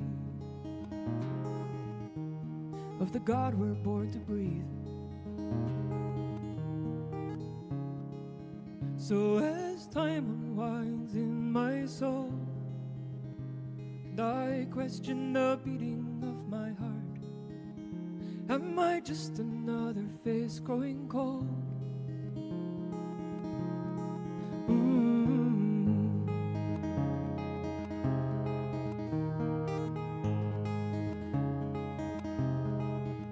Well, I've been stumbling and tumbling through purpose-driven dreams, and all this time left longing, missing moments just to be at home in my own arms. Be the calm and be the storm. So as time unwinds in my soul, and I question the beating of my heart, I won't be just another face growing cold.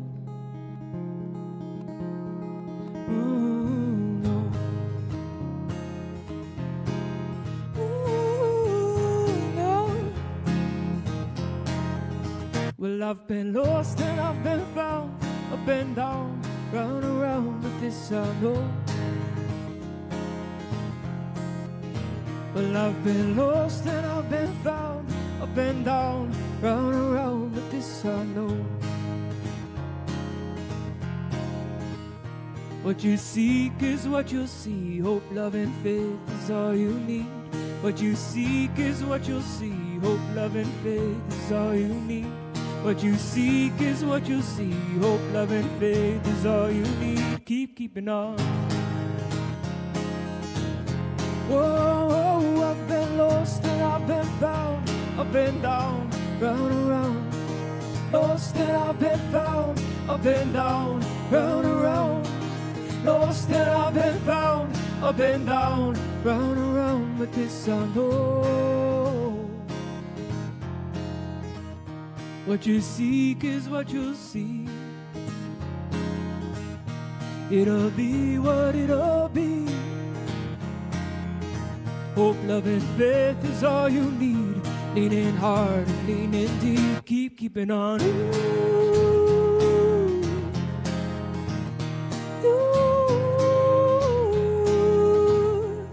We'll make our way. Yeah, yeah. We'll make our way. What you seek is what you'll see. It'll be what it'll be. Hope, love and faith is all you need. Leaning hard and leaning deep. Know you are strong. Know you belong. Keep keeping on. Keep on keeping on. keeping on, love. Keep on keeping on. Keep on keeping on.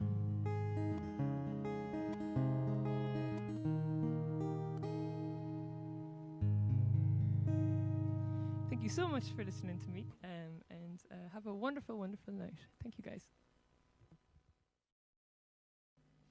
And now it's time for some Fia Rua. Fia Rua is an actor, singer, songwriter and storyteller who has just released his 4th album entitled Behind the Grey. Find out more at Fia Rua Artist on Facebook.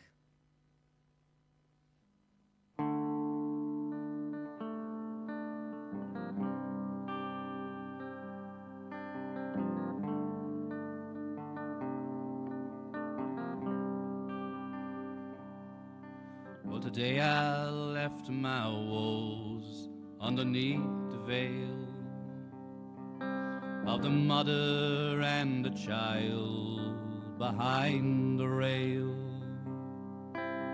inhaling every thought that was lingering in the air between the walls of the cathedral.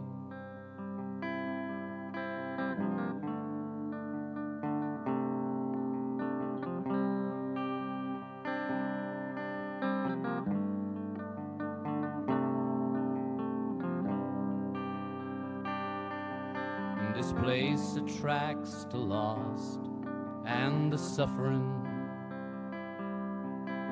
the ones who kneel and pray for anything. But in here I feel so safe in this ancient room, with the statues of the saints, and the spring comes soon. Oh, let my demons drown in their misery, guard me till they're gone and it's safe to leave. I feel as frightened as the child inside my dreams. Guard me from these thoughts and these memories. Oh, let my demons drown in their misery, and guard me till they're gone and it's safe to leave. I feel as frightened as the child inside my dreams. Guard me from these thoughts and these memories. Well, today I left my woes underneath the veil of the mother and the child behind the rail, of the mother and the child behind the rail, of the mother and the child behind the rail. That's a song from my most recent album. I want to thank the Simon community for inviting me here to sing a few songs for you. So I'm going to do 4 songs from my most recent album, which is called Behind the Grey, and this is the title track from Behind the Grey, and it's called Behind the Grey.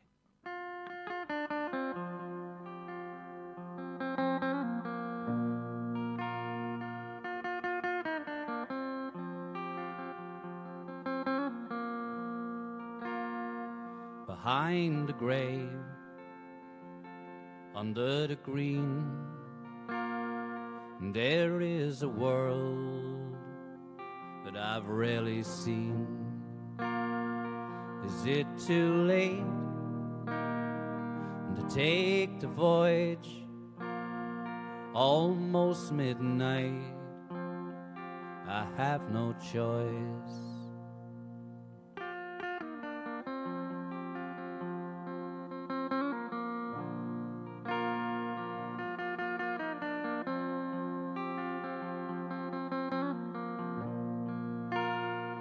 To take the hand of one so new and follow her under the moon. She's bold as brass, and she takes no orders, and she wants to go before we get older.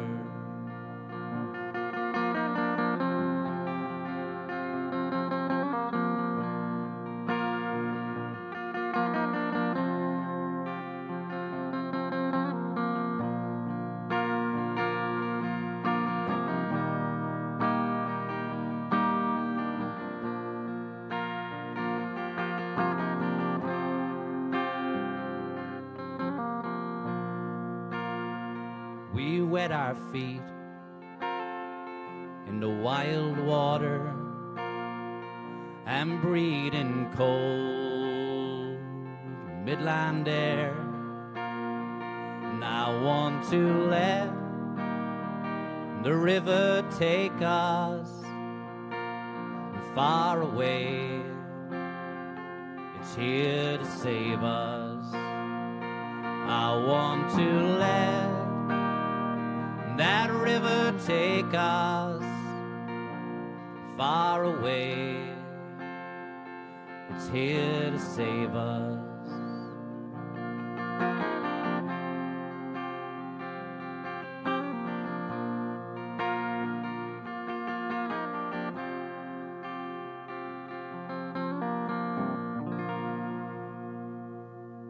Thanks very much. I'm Fia Rua, and these are a few songs from my most recent album, which is called Behind the Grey, and that is a title track called Behind the Grey.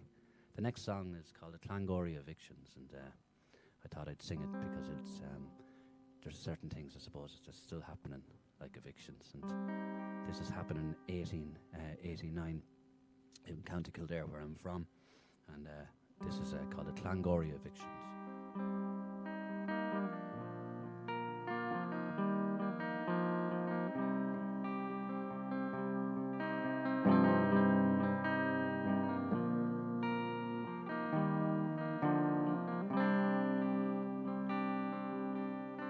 Came in the morning as the winter returned.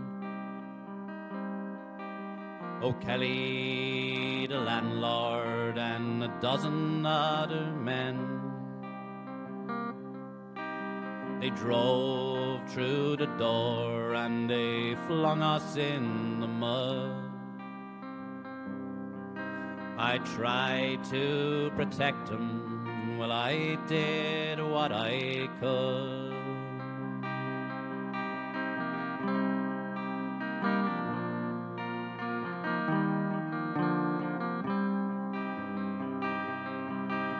The night time returns to the frozen white land, and those who are with me try to rest while they can. Oh, Johnny can't hold in all of his fears, so he screams at the sky as the sun disappears.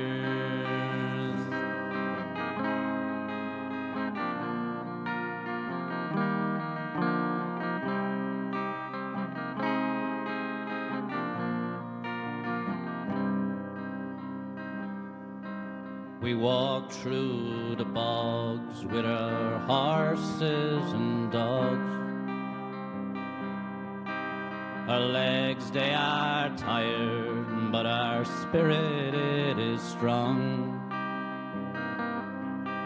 We've friends on the roadside, we're not on our own. We'll never stop fighting till we win back our home.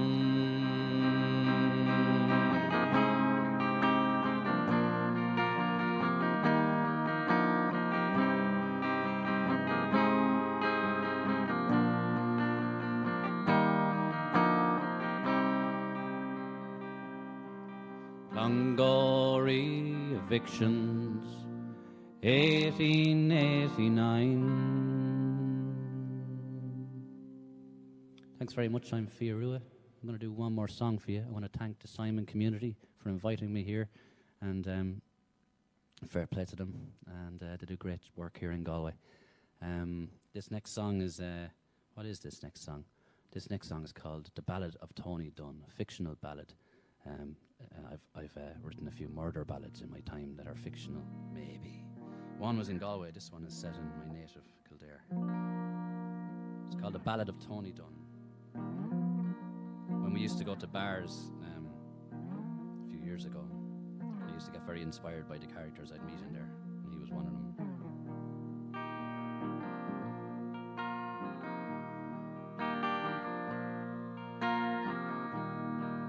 Well, the world is full of badness, there's no point in denying, but when I looked at Tony, I saw grace and I saw style. Whoa, whoa. Tony Dunn. Whoa, whoa, whoa, Tony Dunn. A fella from the yellow bog, a fella from the plains, a fella who wouldn't harm a fly no matter what they say. Whoa, whoa, Tony Dunn. Whoa, whoa, Tony Dunn.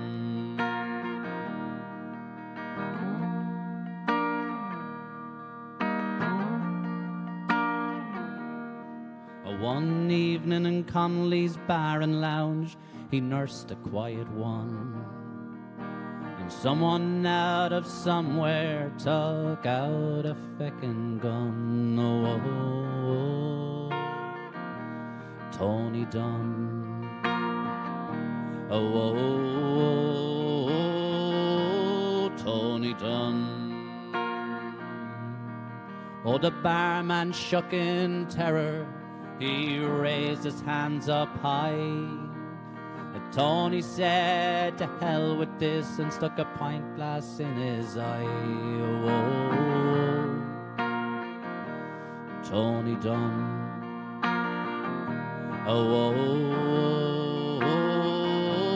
Tony Dunn.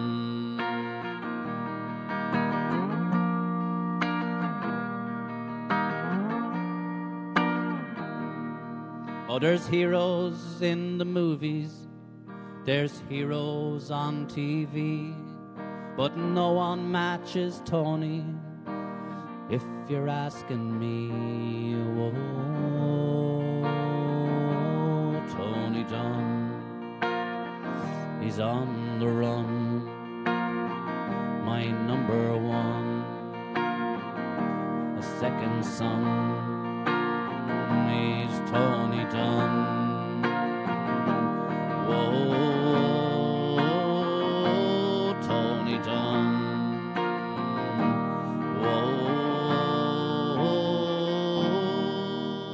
Tony Dunn.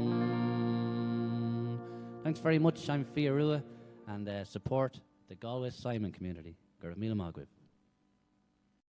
Now the time has come to announce the winner of our photo competition. So massive congratulations to Maria Tivnan and her family. We've seen her earlier on tonight. She sent in 3 very cute photographs. Maria, congratulations to you and the family.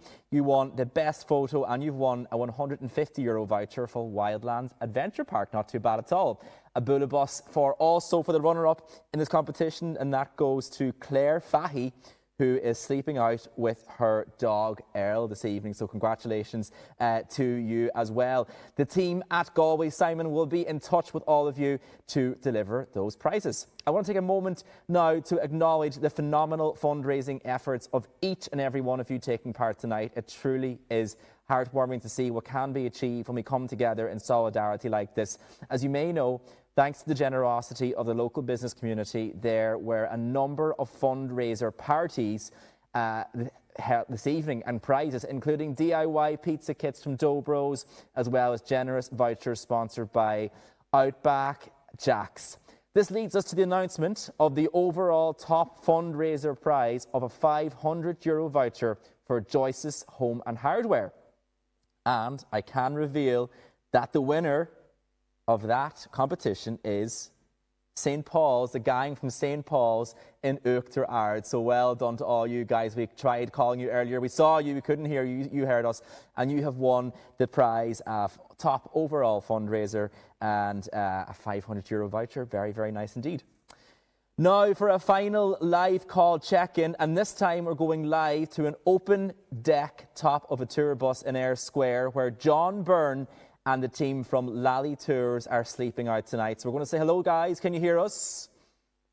Hey, guys. How are you doing? How's it going? Great. So we're hearing you loud and clear here. It's looking like a cold one in Ayr Square. Tell us, lads, what inspired you to get involved in Sleep Out this year?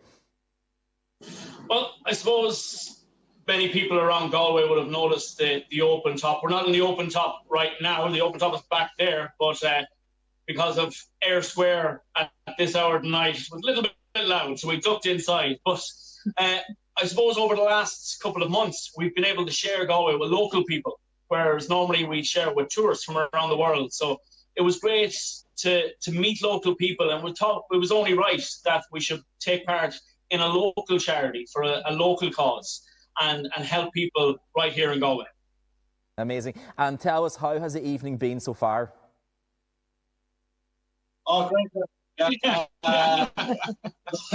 Like John said, Ayr Square is plenty lively on this hour of the evening. But no, we had a lot of people following us and on Facebook and Instagram, and we're sending WhatsApp messages to lots of friends and family all over the place. So a lot of them came and called up, said hello, threw a few euros in the buckets, and gave us biscuits and tea and everything. So yeah, we're having a good crack anyway. But it's getting a little cold now, so I think the worst is ahead of us yet, but having fun so far.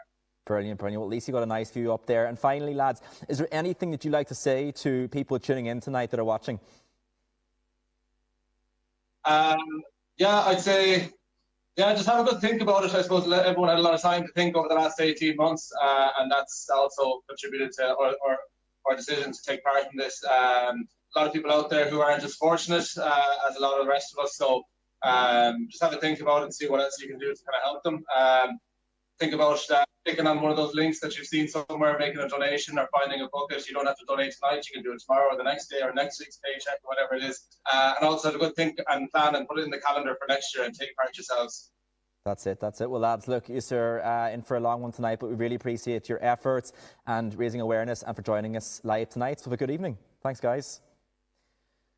Well, we heard from renowned local musician Leo Moran from the Saw Doctors earlier in the evening. And before we wrap things up, I want to play you one of the last goodbye messages from Leo. This video was actually filmed for last year's Sleep Out, but was such a lovely way to finish off the evening that we thought we'd show it again tonight. How are you? I'm Leo Moran, and I'm delighted to be involved again this year with the virtual Sleep Out for Galway Simon. Last year was the first time I did it, and I really learned an awful lot. Even though the virtual Sleep Out is really just a hint at the real difficulties facing homeless and vulnerable people, it was an amazing education for me, and I'll never be the same again when I see people in vulnerable and homeless situations. So it's been, as I said, a great education for me. So thanks for tuning in, and I have a little song for you to say goodnight. Same old faces, same old streets, same old people is all you meet. Too long waiting, standing round. I'm sick and tired of the same old town. Same old drizzle, same old rain, same old walking back home again. Same old heartache, lost and found. Same old story, same old town. And I go out for a walk to see if there's news. The rain on the path leaking into me shoes. I do talk to myself, I'm my only best friend. Sunday night, nearly Monday morning again. Same old Monday, closed all day. farmers and their wisps of hay. The same old hanging around the square, same old spoofers, same old stares. You're welcome back, yeah, bang the door. This Christmas time and the time before. I don't like asking, you're fairly wide. You never give us the price of a pint. And I go out for a walk to see if there's news. The rain on the path leaking into me shoes. I do talk to myself, I'm my only best friend. Sunday night, nearly Monday morning again. Same old story, same old town. You'd often wonder, as the years go past, why'd you ever bother going to mass? Was it the fear of God, or to find a wife, or buying shares in the afterlife? The bell still tolls, I heard it there, the final journey up through the square. Shop doors close and blinds come down. Same old story, same old town. And I do howl at the moon, I go barking at dogs, take off all me clothes, lie out in the bog. I do talk to myself, I'm my only best friend. Sunday night, nearly Monday morning again. Same old story, same old town. Same old faces, same old streets, same old people is all you meet. Thank you very much for listening. A safe night, and the virtual sleep out taught me how lucky and privileged we all are when we get to go to bed at night. So please be generous to the vulnerable among us. Thank you.